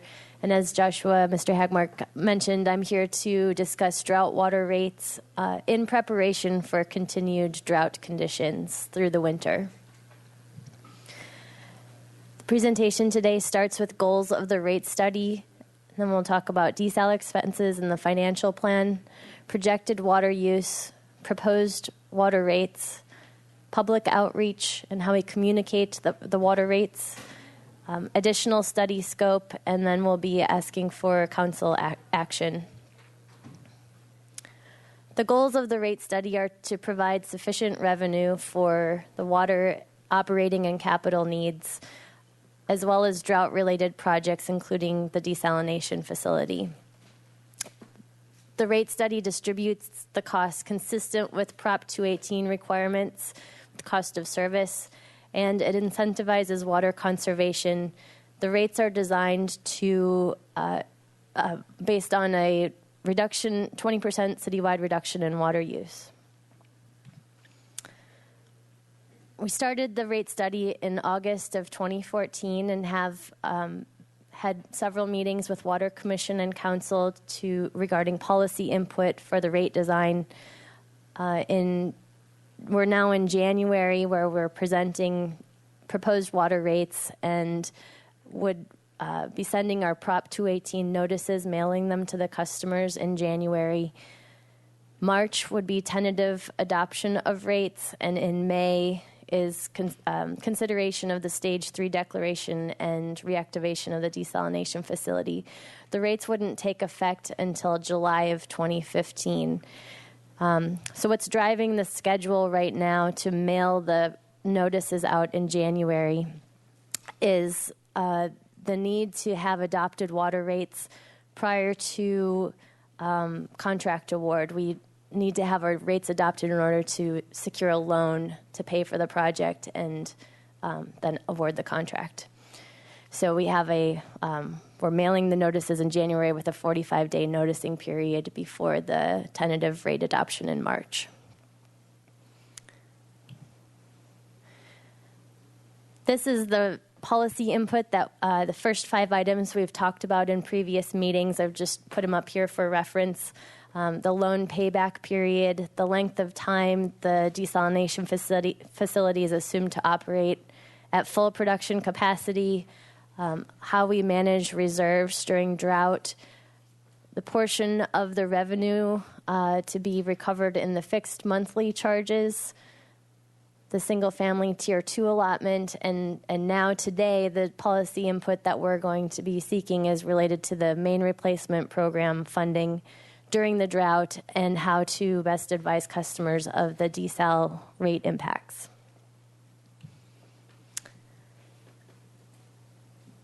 The rate study is based on a plant capacity of 3,125 acre-feet per year. This is considered what's considered the first phase of a potential project. And at this time, we had to make some assumptions for the rate study for revenue planning purposes. And so the rate study assumes up to $40 million capital cost. That's currently an unknown. We won't know until the actual contract is awarded what the actual project cost will be. So we're assuming up to $40 million, which we feel is a conservative estimate. We also had to make an assumption on the payback period, and so the rate study assumes a 10-year payback period with a 6% interest on a loan. We are seeking a state loan, which would cover 80% of the capital costs with a 0% interest rate. If that comes through, it would substantially decrease the annual payments for the capital. But for the rate study and planning purposes, we're assuming $5.3 million per year to cover the capital cost. Go ahead. You want to finish? Yeah, finish that sentence. We have a couple of questions. The reason we wanted to make conservative assumptions is tied to the Prop 218 noticing. You can always send out notices higher than what you actually adopt, but you can't go the other way and adopt something higher than what you've noticed. Right. Ms. Murillo and then Mr. Hart. Thank you. So, Ms. Dyer, I did want to stop you and ask, because you say that, and your report also says there's significant unknown potential costs. Well, I was going to ask you what are they, but if they're unknown, what do you anticipate? Because I see $32 million in the report and 40, right? So that's kind of the range that you're looking at. Madam Mayor, Councilman Murillo. So when we're putting together the rate study or the cost estimate for the project, and we presented it to council in September 23rd, the estimate we provided was $32.5 million, roughly in that area. What we've included after the fact, looking at it, is there's a lot of different ways to reactivate this facility, and there's ways that could significantly cut down on operational costs, because you might remember this contract is fairly unique. It is a design, build, and operate. So the contractor, one of the variables that are in there, the contractor may choose to automate a lot of these systems so that the operating costs going forward may be less. So that's one of the factors. So there may be a larger capital cost for that. There's also a significant portion of electrical that needs to be done, and we're still negotiating with SCE on how much electrical needs to be upgraded. But there are several factors, including the profit and risk of the contractor, that are still unknown at this point. We've put in a contingency for that, but that's going to be something that we'll be negotiating with the contractor along with their approach on the project once proposals come in on March 5th. Okay, so I understand what you're saying. Depending on the automation of certain functions, there may be more capital required up front. Is that what you said? Yes, Councilmember Romero. It may be more capital up front, but less operational costs. So it's kind of balancing, where the contractor will have his costs and how he'll approach this. And separate from that, there's the electrical configuration is also a consideration. We're continuing to work through the issues with SCE on that. Okay. And since I have the floor, Madam Mayor, so I remember that when we talked about going from 3,000 acre-feet to the 7, remember we were talking about if the drought continues and we need to start producing more water out of the plant, there was a higher figure. Was that $60 million? Councilmember Murillo, that would be another $30 million was the estimate to go from 3,125 to 7,500. Okay, so 30. Right. I had added it together. Okay. And then because I'm going to mention that later when you asked for input about the notice of public hearing, I made some notes about that. Thank you. Mr. Hart? So just so I'm clear, the total cost of the financing at the 6% interest is another $13 million a year, or $13 million in total?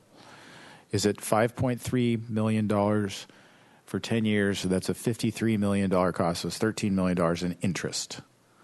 That's correct. Okay, thank you. Mr. Hotchkiss? You mentioned state funding. How likely are we to get that?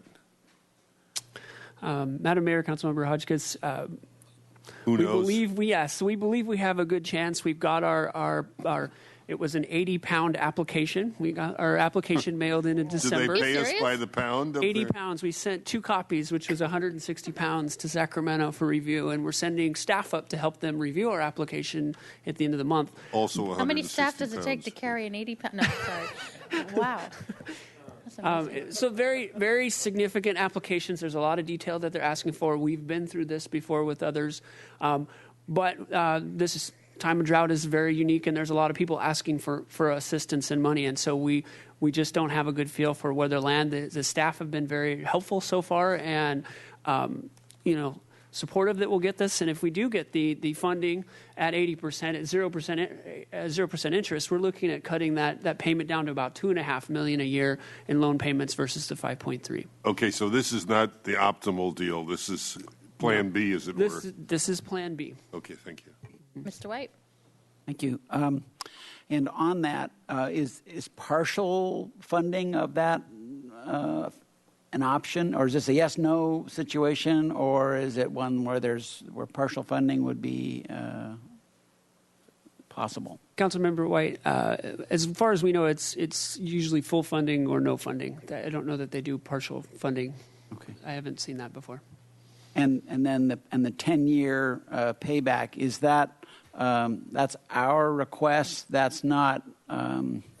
Could the state loan be a 20-year payback kind of thing, or is that another variable in there? Councilmember White, yes, the 10-year was feedback we got from Water Commission and Council, not wanting to drag the repayment of this out, but the state loan is for 20 years, and I asked about paying it off earlier. Well, you can, but it's at 0%, so I'm not sure why you'd want to pay it off earlier, but that would be in our discretion. So that would be a 20-year loan payback. Okay, great. Thank you. Mm-hmm. Okay, please continue. Thanks. Okay, the operating cost. I'm sorry, while we're on this one point, will we know that we have this state financing mechanism in time before we have to make the decision to do the plan? Councilmember Hart, I don't believe we will. We will know before the rates go into effect, but we will not know before the March 10th hearing. Okay. We need to commit the funds in order to complete the loan application. Interesting. Okay. Mm-hmm.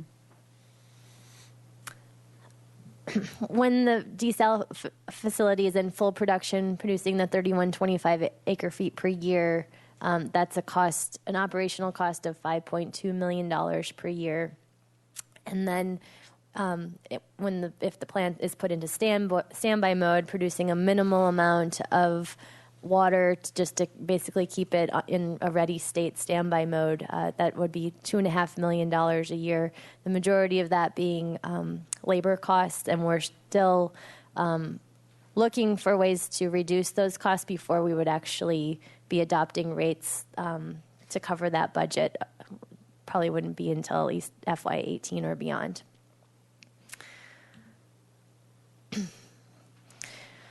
So at the request of council, I'm going to be presenting two options for the water rates at the request of council, and they center around how the main replacement program is funded during drought. The council policy is to replace an average of 1% of the water system annually. And for the main replacement program, that's about $4.7 million per year. And we have two options for funding that program. The first would be to defer funding during the drought and then increase funding later to catch up for all the projects that have been postponed or delayed during drought. And then the second option would be to maintain that full funding so that we'd still generate revenue for the program, but complete the work later when the drought is over. And this shows our financial plan with the deferred funding option. We are currently in FY15 and operating under adopted water rates for FY15. And the water rates we're discussing today are for FY16. The years beyond FY16 are really shown for illustration purposes only. And they help to demonstrate the difference between the two options for funding the main replacement program. I'm going to start with the capital line and walk through this table. We're currently in FY15.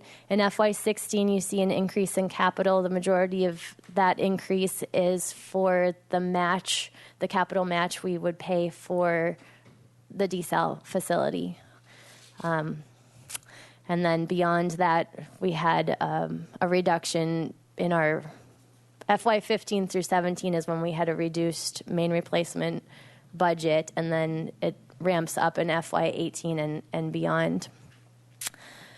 The operating budget, the key point that I want to make about this is that in FY17 was when we are expecting full production from the desal facility, and that's when we would see that that large operating cost. But you don't really see a significant increase from year to year because we would no longer have to budget for the water purchases that we're currently budgeting for. Debt service, you see an increase in FY17, and that is for the $5.3 million per year to pay for the desal loan. So going through the columns in FY15, our total expenditures are $46.2 million, and our revenues are $39 million. We did plan to use $7.2 million from reserves because there was reserves available above council policy, so we don't need to make up for that use of reserves. It was something we planned to use, and we have in FY16.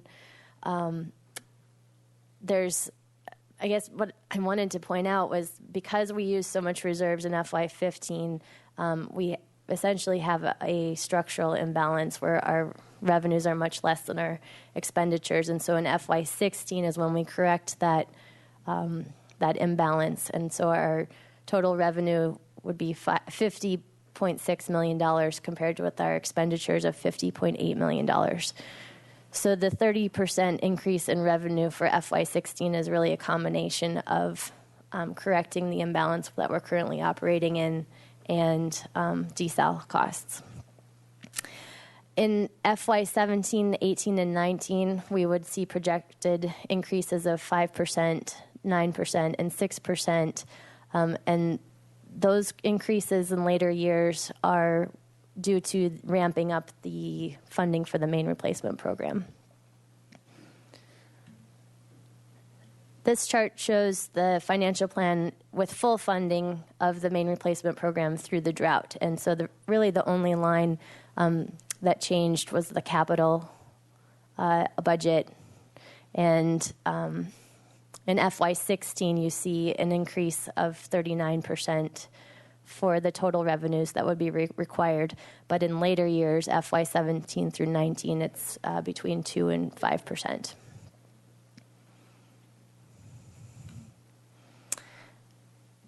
The point of this slide is to show our reserve balance, and we are planning to use some reserves in FY16, but not much, about $200,000, and our the surplus and deficit line shows that we do maintain reserves above council policy in FY16.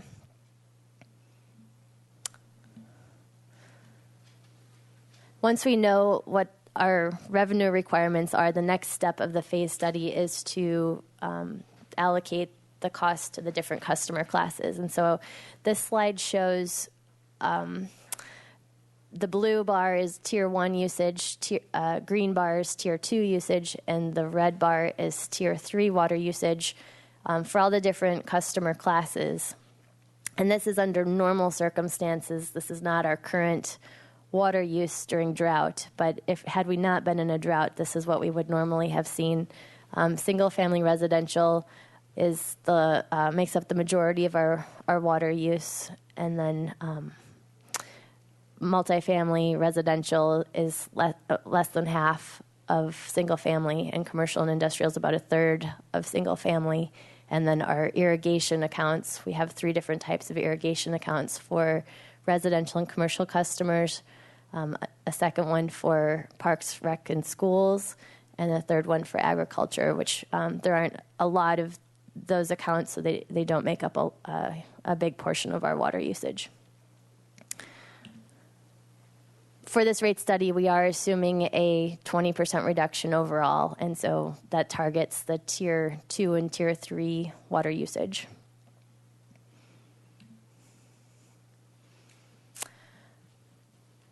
So this is the proposed rates under the first option, which is deferred main replacement funding, and this is the fixed monthly meter charge.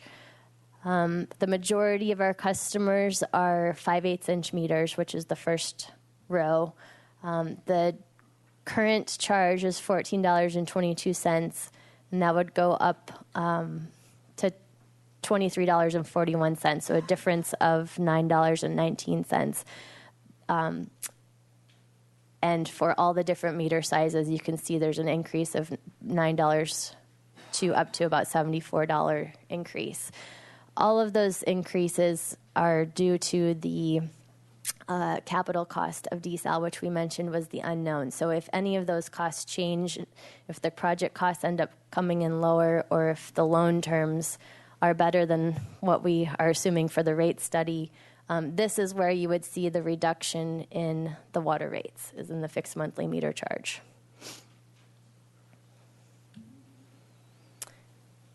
This shows the volumetric charges, and I'm just going to talk through the increases in each of the tiers for the customer classes. If you have any questions, please let me know. So for Tier 1, single-family residential, we would see a 10-cent increase in the volumetric water rate. None of the operating cost of desal were allocated to the Tier 1 residential customers. So really, those show up in Tier 2. There's a $1.14 increase in Tier 2 and a $4.74 increase in Tier 3. The same level of increase for multifamily residential as single-family residential. For commercial and industrial customers, we would see a 40-cent increase in Tier 1 and a $3.66 increase in Tier 2. For irrigation customers, the residential and commercial customer class, Tier 1 and Tier 2 mirrors what the increases are for Tier 2 and Tier 3 of regular residential and commercial customers. So there's a $1.41 increase for Tier 1 irrigation and $4.74 increase for Tier 2 irrigation for residential and commercial customers. For parks, rec, and schools, it's a 9-cent increase for Tier 1 and a $4.74 increase for Tier 2. Agriculture is a 5-cent increase for Tier 1, $4.74 increase for Tier 2. Recycled water would increase by 7 cents, and for our outside city customers, they would be charged 130% of the inside city rates. So the second option that we looked at was the full main replacement funding. And main replacement is typically funded through our fixed meter charge subject to constraints. The city is a signatory of a memorandum of understanding with the California Urban Water Conservation Council. And one of the best management practices is that your fixed revenues should not exceed 30% of your total revenues. So we design our water rates to be in compliance with that best management practice. And in the previous scenario that I showed you, we had we're very close to maxing out our fixed revenues. And so when we ran this scenario, there was not much of a change in the meter charges. I'm not going to go through the details on all these. They were in the council agenda package, but it increased the fixed meter charge by about, I think it was 8 cents up to about $1. So it was not a significant impact to the fixed meter charge. And then in the volumetric rates, it increased the Tier 1 rates by 82 cents. And so Tier 1 residential would be a 92-cent increase. Tier 2 would be $2.12. Tier 3 would be $5.15 increase. Similar increases for multifamily residential. And for commercial and industrial, we would have a $1.21 increase. Tier 2 would be $3.63 increase. Irrigation for residential and commercial would be $2.12 increase. Tier 2 would be $5.15 increase. Parks, recs, and schools would see a 91-cent increase for Tier 1, a $5.15 increase for Tier 2. Agriculture customers would see an 87 increase for Tier 1 and $5.15 increase for Tier 2. Recycled water would go up by 72 cents. Again, the outside city customers would be charged 130% of our inside city rates. So this shows a summary of what the single-family residential monthly bill would look like under both options. For our low water users using 4 units per month, the existing bill is $27.37, and it would increase by $9 to $13, depending on which option. For the average water customer using 12 units, they currently pay $78.46. That their bill would go up by $20 to $30 approximately. For a high water user using 32 units per month, the existing bill is $319.06, and that would go up by $100 to $120 approximately. This chart shows a comparison of our current water rates, which are the blue bar.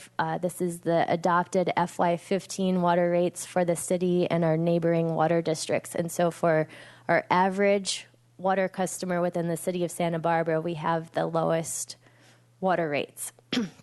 The red bar and the yellow bar represent the rate increases depending on which option is selected. It would increase by $20 to $30. Our neighboring water agencies are also looking at their water rates right now, and we expect that they would be increasing their water rates for FY16. I apologize, I'm getting over a cold. Madam Mayor, just wanted to add here, the rates that the city of Santa Barbara currently has recognizes a 20% conservation. Those were the rates that went into effect in July 2014. Our neighboring agencies haven't done anything with their rates yet to reflect the conservation that they're seeing in their community, and they're all scrambling right now to get some rates in effect that address what if they have drought capital, but also the conservation. So I anticipate we'll be seeing all of our neighbors' rates going up this July, if not earlier, to address revenue shortages that they're having right now.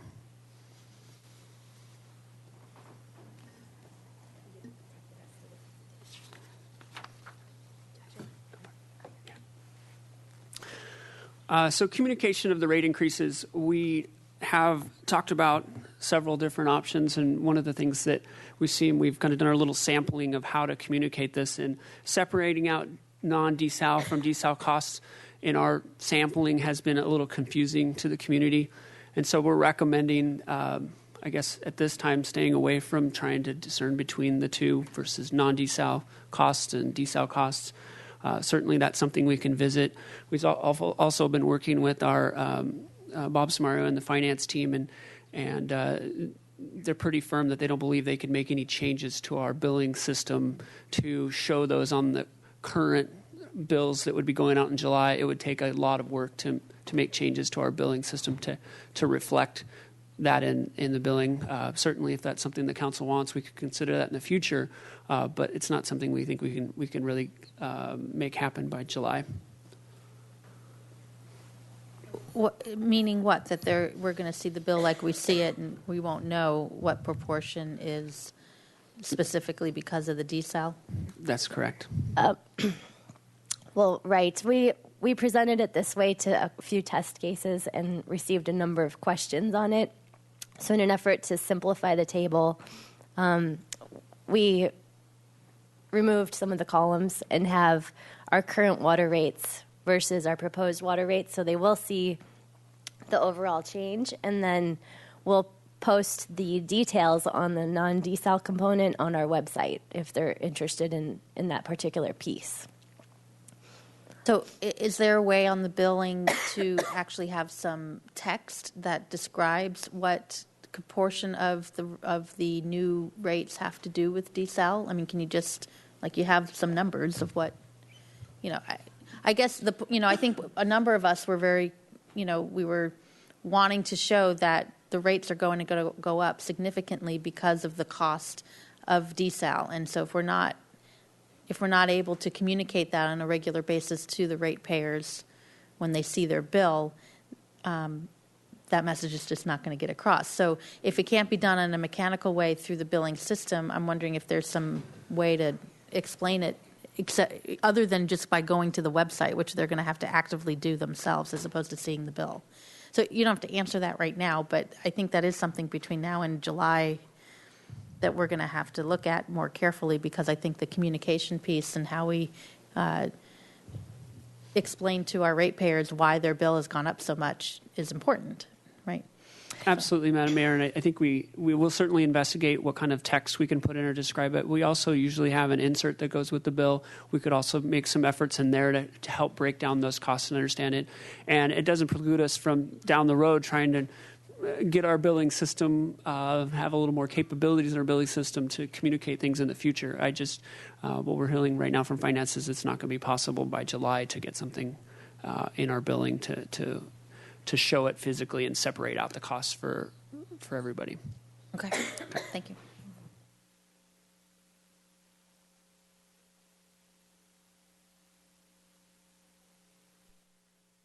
Communicating rate increases. So we're obviously going to be hitting the rate notice will be going out. We're proposing to send that out January 19th. We will be putting stuff on our website, but I think what we're also trying to target here is some public meetings. After the last rate increase in July, we've got a lot of questions. People had a lot of good questions, and to kind of help alleviate some of the calls we were getting, we are proposing to have 2 public meetings right here in City Council chambers to help explain our water supply situation and also walk interested residents in how the costs are put together. Also, we'll be including information with our monthly billing to further communicate the message, and we're also hoping our friends in the media will pick this up and help us as well to get the word out. So also included in this package of recommendations is additional work from our rate consultant, Raftellus.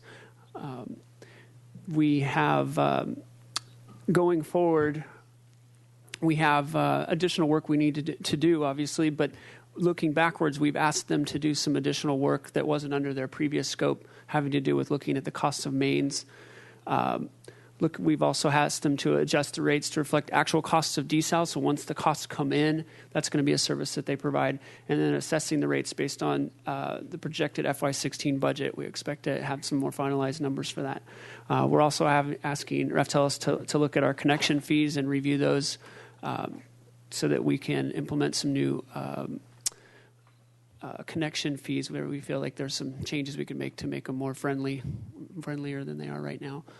And we do have Sadir Padiwala from Raftellus is here if there's any detailed questions about the rate model. But at this point, we want to kind of wrap up the council actions. So the main action we're looking for is providing direction on the water rates. That's one action. And then the other 3, depending on how interested or whether we want to do it together, is to set the public hearing date for March 10th, direct staff to send out water rate increase notices, and authorize the Public Works Director and City Attorney to increase the Raftellus contract by $35,000. Thank you. Madam Mayor? Yes, If Mr. I could just Casey. follow up a little bit on your queries about how we're notifying our ratepayers about the cost of desal. I will say on a couple of the attachments in the staff report includes the Prop 218 noticing discussion. It has a paragraph dedicated that the rate model has been updated to reflect the cost of desal. And then it also will have the drought frequently asked questions, which has a couple points specifically to that. And then what we're saying is on the bills itself, it's hard to just automatically have our system break out the cost of desal on a monthly basis on the bills, but we'll look at ways of messaging as part of that, maybe separately to get at the issue you're talking about. Great, thank you. Okay, the only public speaker slip I see is from Mr. Hanson, who's not here, so I'll close public comment, and because he's not here, and then we'll start. It's to the council, so Mr. Hart. I have a number of questions about water supply, and I know we have that, this water supply plan, water management report as the next item of the agenda. Should I save those for then, or is it appropriate here? It's obviously linked to desal and rates, and so I don't know. I mean, I guess I might as well just ask them now, and if they're at the wrong place, tell me. The thing that people are asking me consistently, regularly now is, given the little bit of change in the weather, how are things different? What is there the potential to pause on the desal plant? And I guess I really need to understand. I understand Lake Achuma hasn't gotten much water. Totally understand that. The rest of the state is getting a little bit different picture. The snowpack's not what it should be, but there is more than there was last year. And it looks like state water will be in a little bit better shape. State water is in better shape today than it was a year ago. So the potential exists for us to get higher than what we had originally in our conservative estimates projected from a state water allocation. And ultimately what the question, I guess, comes down to is the pipeline capacity that feeds Lake Achuma. And that's our limiting factor in all of this equation. So is there a way, have the other water agencies committed to their share of the pipeline for this next water year yet? I asked this last month, and you told me the date, and I don't remember. So when is the date? Madam Mayor, Councilmember Hart, yes, the CCWA deadline was December 15th. They received everyone's requests, and everyone has requested full allocation of their pipeline capacity. So at this point, we kind of assumed they would. Everyone wants to protect their interest and their ability to import water. And so the city is pursuing, as reported in December, 4,500 acre-feet of water. That's what we're pursuing right now. We have about 3,300 acre-feet of capacity to deliver water every year. So we're buying more water than we can deliver, hoping that we do have some additional capacity in the pipeline will open up. If another agency doesn't have water to fill for that month, we can slip in there. But unfortunately, I can't plan on that. I have to plan on the capacity I know we have. And going back to your first question, certainly the rains we have gotten are optimistic. They set a better stage than we were in last year. The predictions by NOAA going forward are much more optimistic than last year. It was doom and gloom from NOAA last year.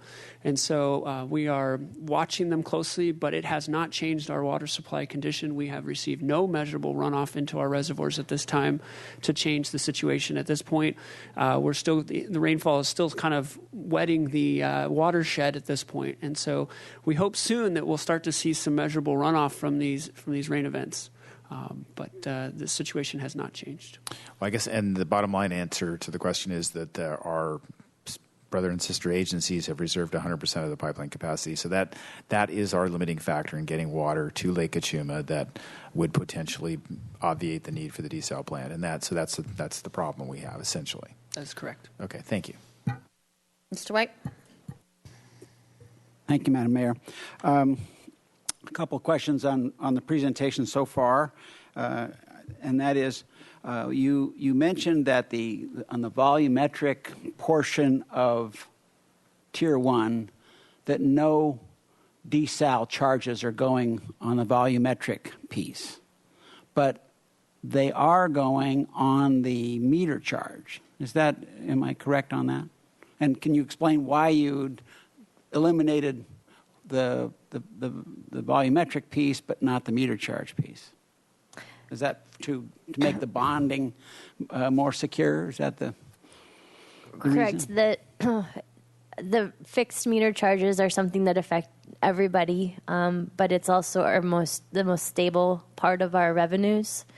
When we were looking at the volumetric rates, we're also looking at the cost of each of our water sources. And so our Tier 1 users for residential typically have had our cheapest water sources. And so that's why Tier 2 and Tier 3 have higher charges in looking at the different cost of each water source. We are charging Tier 1 meter charge for the desal facility, right?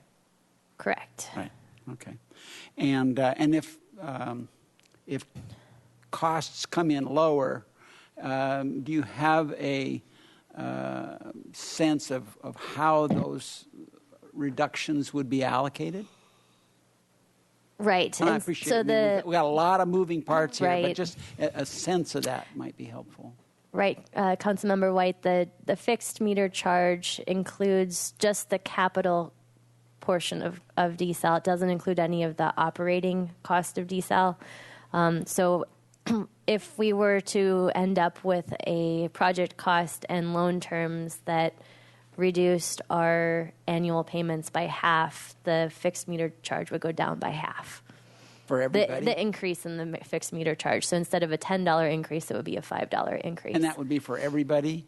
That would be for everybody. Okay. Yeah. So it doesn't get weighted to the tier 1 as opposed to to the small user as opposed to the big user. It varies by the size of the meter, but most of our customers are 5/8 inch meters, so they would all see the same by the reduction. size of the meter. Right. Okay. So Councilmember White, just to put that, assuming the cost of the desal facility come in at the high end, come in at $40 million, if we were able to successfully get an SRF loan, it will still be half of what we are projecting, relatively half the cost. So it would be around $4 to $5 instead of $9 for that fixed fee sheet.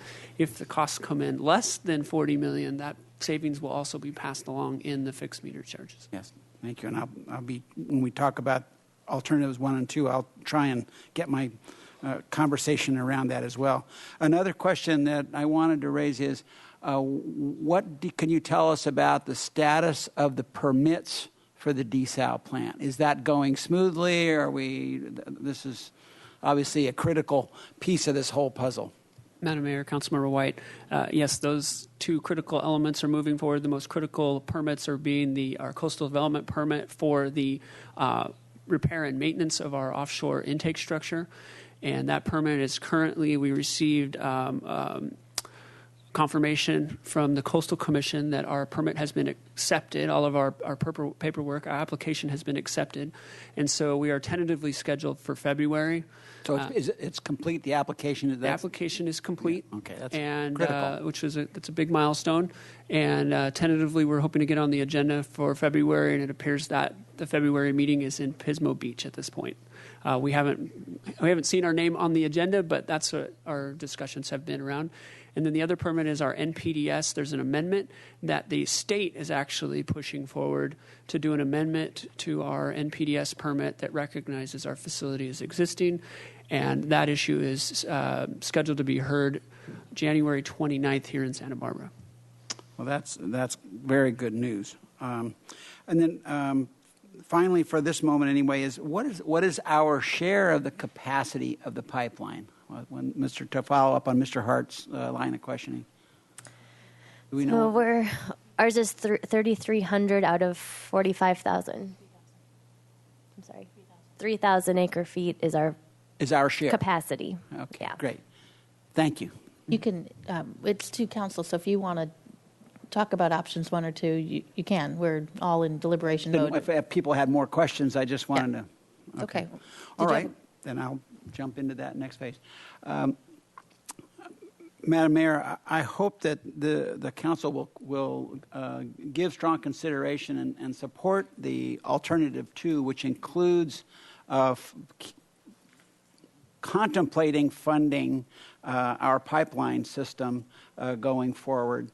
What we've learned in yesterday's Water Commission meeting is that our pipeline system is even not in as quite a good a shape as we might have hoped, and that the life, as I'm understanding it, these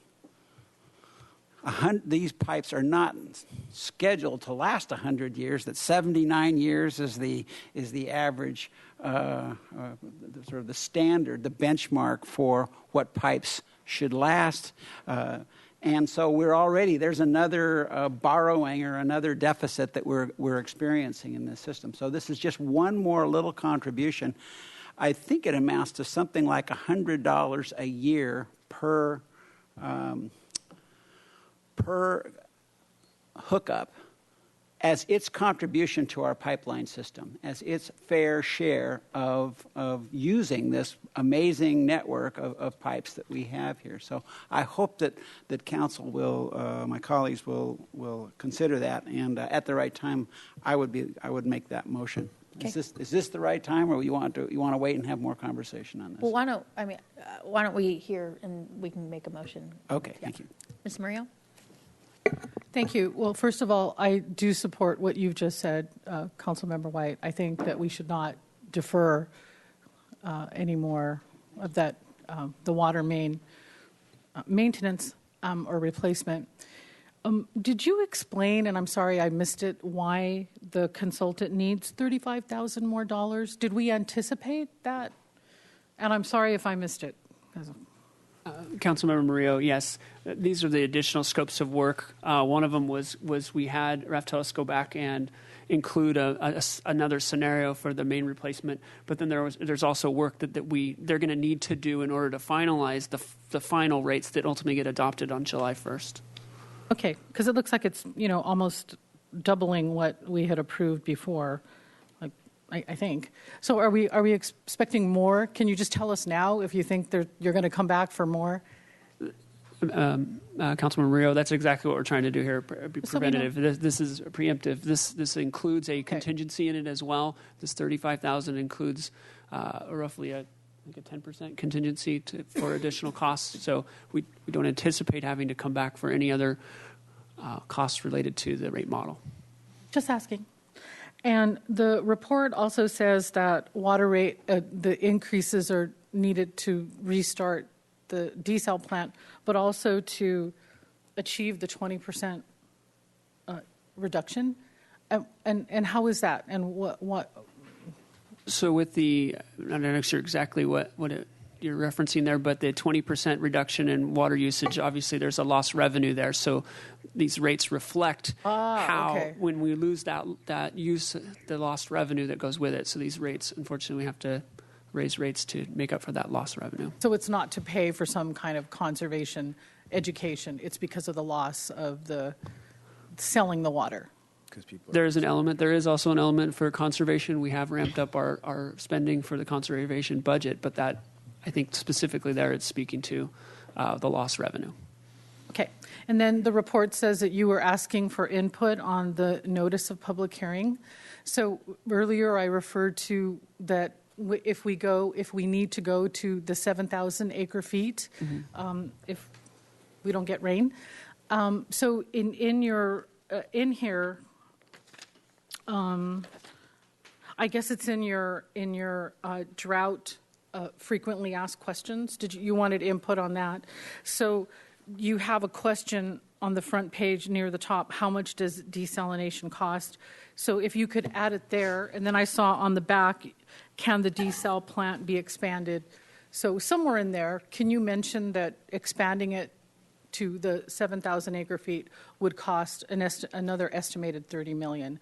I think that's important to let our customers know. Okay, please. And then I also noticed that there is no description for the consumer. HCF, 100 cubic feet, right? And then also acre feet. When I was a reporter, we used to say that an acre foot is the land covered an acre foot of a football field or some darn thing. So if you could put that in there for people to kind of know how much is an acre foot. Not everybody, we know, right? But not everybody knows. So I would add that somewhere in your notice or somewhere in the fact sheet so people go, oh yeah, whatever. Thank you. Okay. Thank you. Mr. Hart? I also support the additional cost for the water main maintenance effort. And I'm thinking this is now the second year that we have been deferring that work. And we are going to propose to defer it for 2 more years, too, before we get back to actually doing the work. So there's going to be a 4-year period. Is that correct? I believe that's correct, isn't it? Correct. It was FY15, FY16, and FY17. 3 total. Right, so 3 years. 3 additional years and we've had 2 years already. So this will have been a 5-year period. Well, anyway, I guess it doesn't really matter. It's not decisive. Right. It's 4 years. Okay, 4 years. I'm just interested in knowing if we can't get back on track with that sooner than 2 years. I understand that we've had a lot of work that has gone into the planning for doing the desal plant, but we did have to approve a fairly large settlement from a water main break that occurred recently and damaged a home, and I don't imagine that having fully done the water main replacement would have prevented that from occurring, but it could have. And so we are in a situation where we are having expenses because of the water main breaks, that the more we can do in terms of replacement, the better financially we are. So I would hope that you could take a look, if it is the council's wish that we do fully fund the water main replacement, that we can figure out a way to get back on actually doing that work as opposed to waiting as long as we had been talking about waiting to get that going again.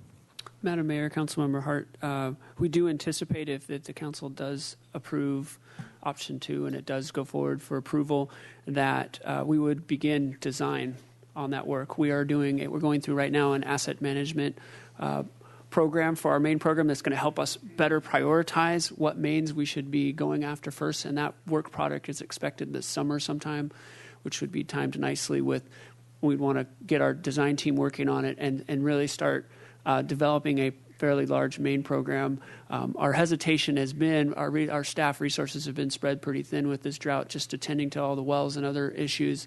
And not to mention when we do main replacements, we do end up having to release a lot of water when we sanitize the pipes and dump water, and that's a public perception issue that we were wanting to put off. But we certainly could be prepared that as soon as this drought starts to ease up, we could jump in and start replacing mains. And I think, speaking to that point, we would start design if that was approved this year. Well, I guess, in terms of the symbolism, I'm going to be consistent and keep saying I don't want to be worried as much about that as, practical reality. And if it costs more to do more work with consultants to get it done sooner, I think we're getting into one of those, teeter-totter situations where we're spending money because we're not maintaining the system. And even if it costs a little bit more to get this done sooner, it may actually make sense financially. It's not a certainty, but it's getting into that gray area. And so as one council member, I'm open to that, using consultants to spend a little bit more to get it done quicker. I also agree on option 2. I think if at least it gives us all the options moving forward with the noticing, and if for some reason we decide it's just not going to work, then we can always scale back from that, but we can't do the opposite, as you said. So this seems to be the best way to go for the noticing, and I agree that we need to have the funding in place ready to go, because we might, who knows what other kind of grant opportunities could happen or other kinds of things that might require matching funds or whatever. So we want to be ready if and when that always happens. So, Mr. White? Madam Mayor, I move that the council direct staff to prepare the water rates to address the reactivation of the Charles Meyer desal plant and the other staff recommendations here, including the using option 2, the full funding of the water main program as part of this rate package. Moved and seconded. Any other comments? Yes, Ms. Murillo. Yeah, I would just like to say that, and to recognize that I am hoping that the city, if we start out with open ocean intake, that we can transition to subsurface, as it's better for the environment. Thank you. Okay, we have a motion and a second. All in favor? Aye. Great. Thank you very much. All right, and I guess you'll stay right there. How are we feeling? You want a quick break, or are we going to keep going? Keep going? Keep going. All right, off we go. Item number 23. Annual Water Supply Management Report. Mr. Hagmark, it's welcome back.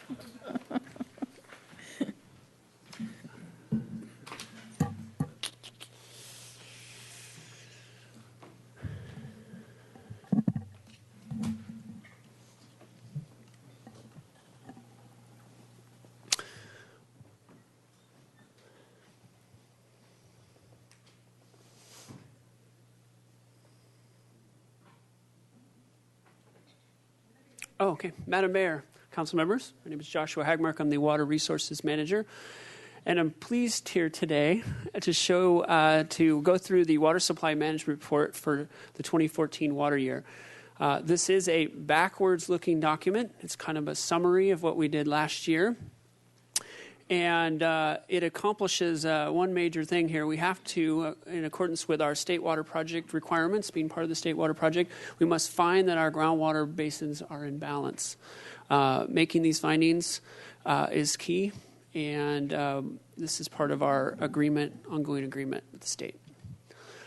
So we do make a presentation. This is typically a larger presentation that we make to council, but since we've been here every month talking about our water supply situation, we've truncated this presentation, and so we'll move through this pretty quickly. The water supply mix includes groundwater, water from Lake Cachuma, the city's own Gibraltar Reservoir, state water, supplemental water purchases, our recycled water, water conservation, and, if necessary, desalination. The 2014 water supply mix, the planned is what we would expect during a typical year. The actual is what we ended up using in the system based on our response to the drought conditions. We were able to roll over a significant amount of Cachuma water this year as a result of extraordinary conservation by our community. And we continue to have sufficient water to get us through 2015. So our groundwater basin is our base load supply using safe yield. So during normal times, the way we manage those is we're looking to take the safe yield, which is the water replenished annually into the basin. Also, the benefits of our groundwater is it allows us to dip into a little extra reserve when we run into drought conditions like we're in now. And it also is our an emergency supply for a catastrophic event. We've talked about this before. If we do have a major earthquake and we lose Tecolote Tunnel or Mission Tunnel, the city loses a significant portion of its water supplies. And so our groundwater is one of the city's major supplies on this side of the hill, and it is not significant, but it would play a very significant role in a catastrophe to help us meet the needs of this community. So just a little overview. The city is made up of three main basins. Storage Unit 1 is the main groundwater basin underlying the lower downtown part of the city. There's Foothill Basin, upper San Roque area. And there's also Storage Unit 3. We've been talking about that recently. We have a well there that we've gotten operational called the Valverde Well. It's in Hidden Valley Park, and it's our non-potable well. The water quality there is pretty poor, but it worked great for our recycled water system.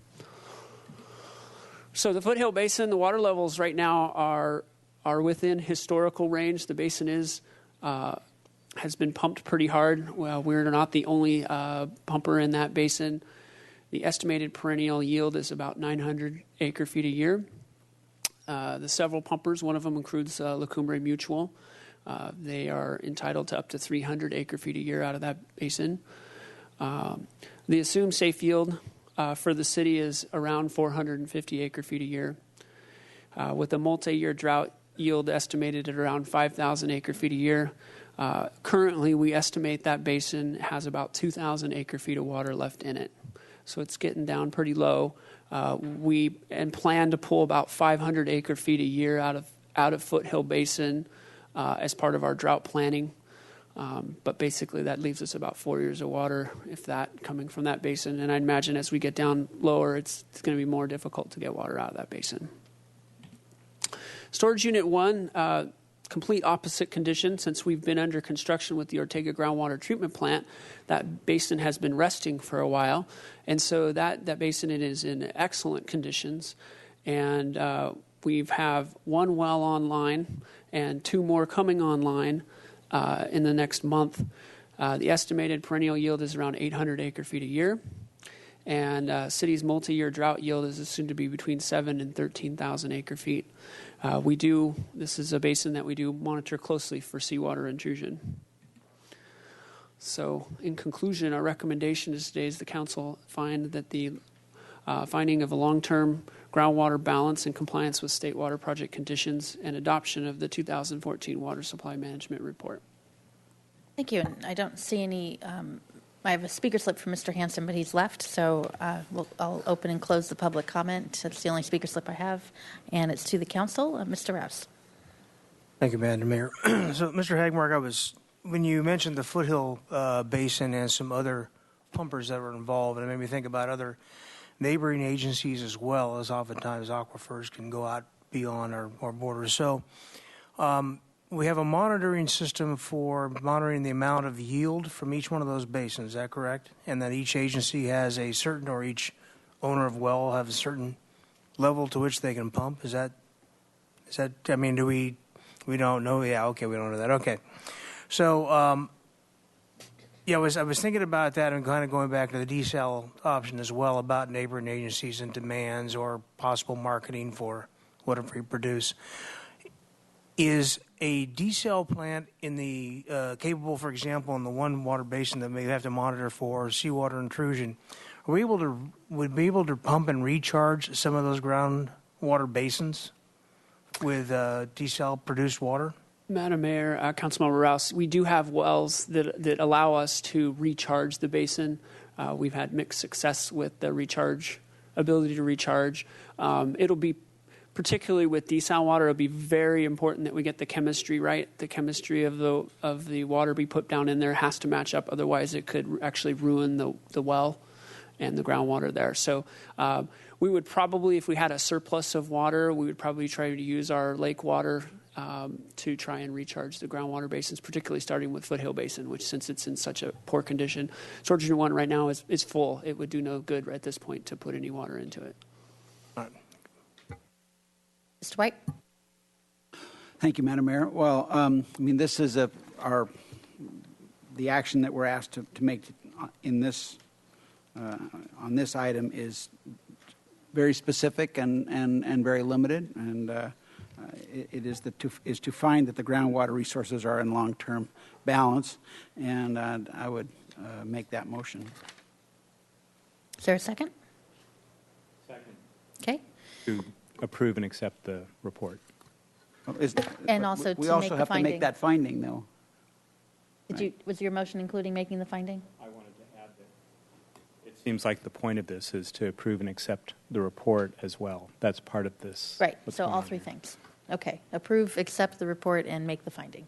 Right. Any other comments? Okay. We have a motion and second. All in favor? Aye. Great. Thank you. Thank you very much. Okay. Item number 24.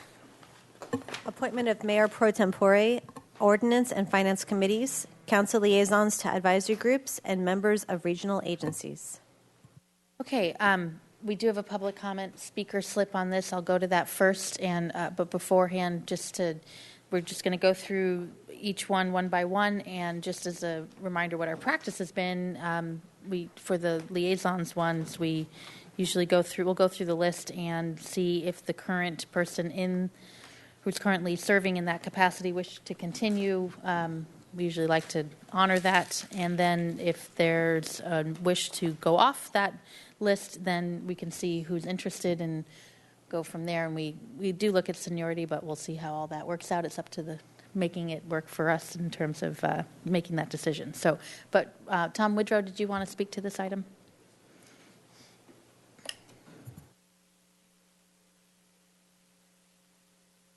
Thank you, Madam Mayor.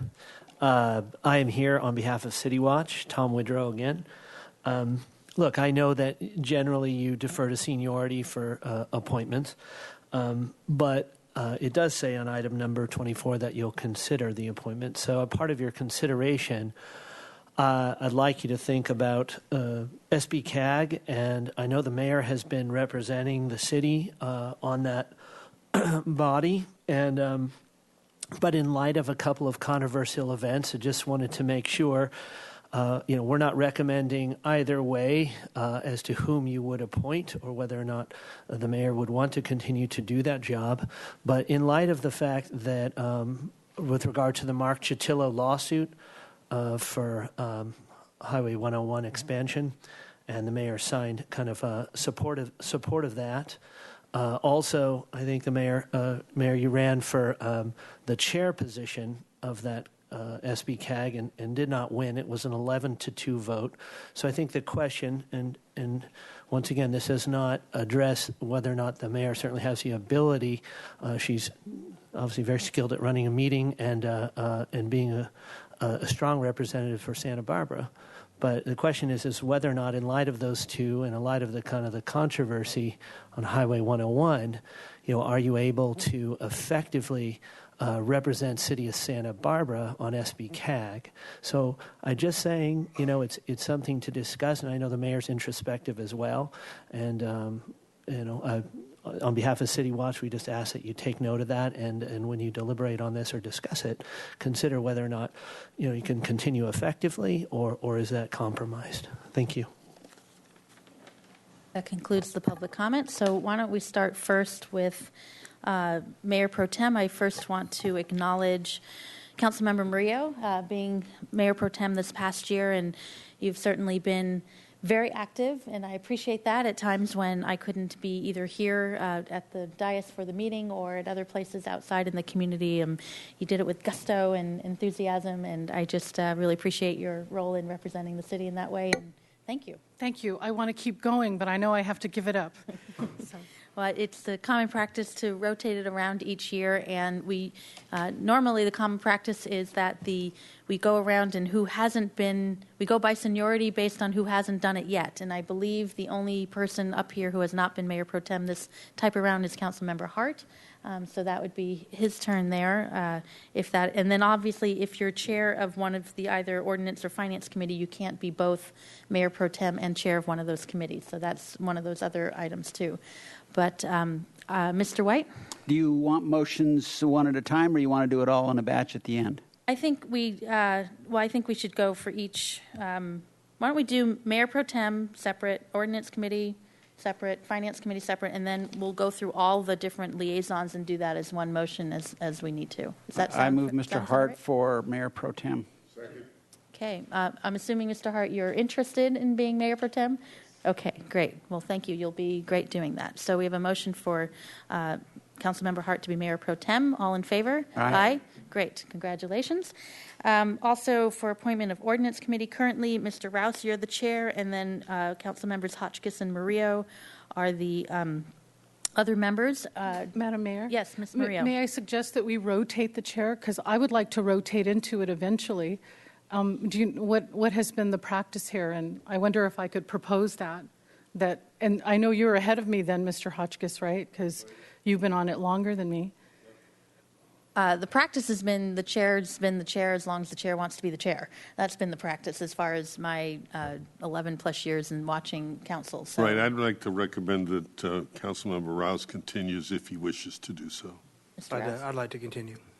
Okay. So can I make a motion that we rotate the chair of the Ordinance and the Finance Committee? That's a motion. Is there a second to the motion? Okay. So I do think what's worked for a very long time can continue working, so I'm fine with the way the current practice has been. So, no, it has nothing to do with other members of the council. I just think that we should continue with that kind of practice. So, it would be cool if we all got a chance to lead a meeting and spread around that kind of responsibility and experience. That's my argument. Okay. Mr. Hart, did you? And just for a matter of historical perspective, that used to rotate in previous times when I served on the council every year. So. Okay. So there's a motion to rotate the chair. I'm assuming you're just talking ordinance. The motion was for Ordinance Committee. Well, I say Ordinance and Finance, right? Well, shouldn't we? What was the motion? Was the motion for Ordinance or for both? For both, Madam Mayor. Okay. Right? That seems fair to rotate them both. Okay. So that's the motion. All in favor? Aye. Any opposed? No. So I think that was 2-5. Is that right? Okay. So, Mr. Rouse, you want to continue on as chair then? And then does Mr. Hotchkiss and Ms. Murillo, do you want to continue on the Ordinance Committee? I do. Okay, Ms. Murillo? Yes, ma'am. Okay. Mr. Francisco, as chair of Finance Committee, do you want to continue on as chair? Yes, Madam Mayor. Okay. And then that leaves Mr. Hart and Mr. White staying on in Finance. Okay. All right. So why don't we, if we could have a motion for the membership of Ordinance and Finance as stated? So moved. With the chairs as stated. With the right. existing, with the chairs, yeah. Second. Okay. All in favor? Aye. Great. I said aye just to be cooperative. Thank you. Okay. Appreciate your cooperation. Okay. So I think now if we can just go through each of those, of the different liaisons, and then have one motion at the end, unless there's some, well, hopefully we can see if that works. Let's see if that works. So why don't we just go through, and what I'm going to do is ask if the current liaison is interested in staying on and see where the conversation goes. So from that, we're starting with the City of Santa Barbara Advisory Group Council Liaison. So Airport Commission, Mr. Hotchkiss. Please. Okay. ABR, Mr. Francisco. Yes. Mr. Hotchkiss, are you still interested in being an alternate? Sure. Okay. Arts Advisory Committee, Mr. Hotchkiss. Fine. The Building and Fire Code Board of Appeals, Ms. Murillo. Very good. Okay. Civil Service Commission, Mr. White. Yes. CDBG Human Services, Mr. Hotchkiss. Yes, please. Community Events and Festivals, Ms. Murillo. Yes. Okay. Creeks Advisory, Mr. Hart. Yes. And alternate, Ms. Murillo. Yes. Downtown Parking Committee, Mr. Rouse. Yes. And alternate, Mr. Hotchkiss. Please. Okay. Fire and Police Commissioners, Mr. Hart. Yes. Fire and Police Pension Commissioners, Ms. Murillo. Yes. Harbor Commission, Mr. Hotchkiss. Yes, please. Historic Landmarks Commission, Mr. Francisco. Yes. Housing Authority Commission, Ms. Murillo. Yes. Library Board, Murillo. Yes. And Living Wage Advisory Committee, Ms. Murillo. Yes. Okay. Neighborhood Advisory Council, there are two, Mr. Hart and Mr. White. Yes. Yes. Okay. Parks and Rec Commission, Ms. Murillo. Yes. Planning Commission, Mr. White. Yes. Rental Housing Mediation Task Force, Ms. Murillo. Yes. And Mr. Hart is an alternate. Yes. Okay. I'm interested. Well, actually, I'm more than happy to stay on Sister Cities, but if someone wants to take it on, I'm happy to have someone else take it on. Okay, then I'll keep it. Santa Barbara Youth Council, Ms. Murillo. Yes. Okay. Single Family Design Board, Mr. Francisco. Yes. And alternate, Ms. Murillo. Yes. Okay. Transportation Circulation Committee, Ms. Murillo. Yes. Okay, and Mr. Hart is the alternate. Yes. Okay. And Water Commission, Mr. White. Yes. Okay, moving on to council committees. The Committee on District Elections Ad Hoc, who knows if we're going to continue this on. I guess we'll... We need to have a meeting. Well, we may need one. Right now, it's myself, Mr. Rouse, and Ms. Murillo, and I'm happy to stay on. Is that the same with, who knows if we're going to meet again? Me too. Okay, Mr. Rouse, yep, all right. Committee on Legislation, it's Mr. Francisco, Hotchkiss, and White. Yes. Yes. Yes. Oh, I'd love to be on that. Are you guys all firm on that? Yes. I am. Yeah. Okay. Commuter rail exploration, right now it's Francisco, myself, and White. We haven't met, but there's some major movements going on with LoSAN that, who knows, that might become something worth doing, and I'd like to stay on. Mr. White or Mr. Francisco, if that's... Yes. Yes, please. Okay. We already did the Finance Committee. Infrastructure Subcommittee, Mr. Rouse, myself, and Mr. White. We're sort of in the middle of stuff that's coming to you soon, so Yes. we'll stay the course there. Mayor Pro Tem, we just had that vote. The new Zoning Ordinance Committee, Ms. Murillo and Mr. White. Yes, we're just getting started. Okay, good. And we did the Ordinance Committee, and then the Sustainability Council Committee, myself, Rouse, and White. I'm still interested in, stay on? Okay. All right.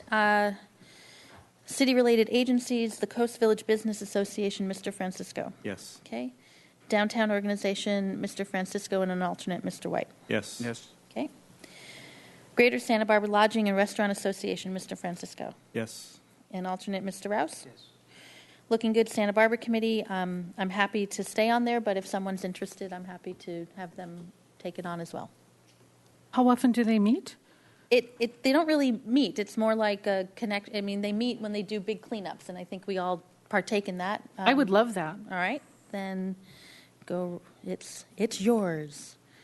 Okay, great. Milpas Action Task Force, Mr. Hotchkiss and Ms. Murillo. Yes. Okay. Presidio Joint Powers Committee. Has that ever met? Never. Mr. Francisco? No, but I'm dedicated to them nonetheless. All righty. Santa Barbara Beautiful, Mr. White. Yes. Okay.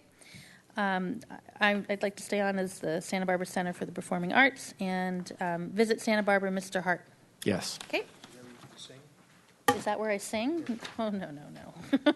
That's something else, right? Okay. Council representation on regional agencies. So Beacon, Mr. Hart. Yes. Okay. Conchuma CCRB, Mr. Francisco, and Yes. alternate, Mr. White. Yes. Okay. And the Kachuma Operation Maintenance Board, they usually go together, those two. Is that correct? Right. Mr. Francisco, Mr. White is the alternate. C3H, myself and Mr. Francisco, I was just appointed chair last week, so I'd like to stay on there. Mr. Francisco, I Yes. think you expressed interest, Mhm. and we'll keep the alternates unless there's Ms. Murillo and Mr. Yes. Hotchkiss as alternates. ma'am. Okay. Yes. Central Coast Water Authority, Mr. Francisco, and alternate, Mr. White. Yes. Yes. Okay. City County Affordable Housing Task Group, Mr. Hart and Ms. Murillo. Yes. Yes. Mr. Hart. Okay, the City County Solid Waste Task Group, that's myself and Mr. White and alternate Mr. Rouse. I'd like to stay on there. Yep. Mr. White? Mr. Rouse? Okay. CAC, Ms. Murillo? Yes. Okay. The LoSAM one, that's an SB CAG appointee, not us, so that depends on, that meeting's happening this week. APCD and SB CAG, I'd like to stay on as both. And Mr. White is the alternate. Please. Okay. MTD, Ms. Murillo, alternate Mr. Hart? Yes. Okay. South Coast Gang Task Force Leadership Council, I'd like to stay on there. And Mr. Francisco? Yes. Okay. Of course, those meetings are open to anyone who wants to be there, and I know, Ms. Murillo, you've been to quite a few, which is helpful and thankful.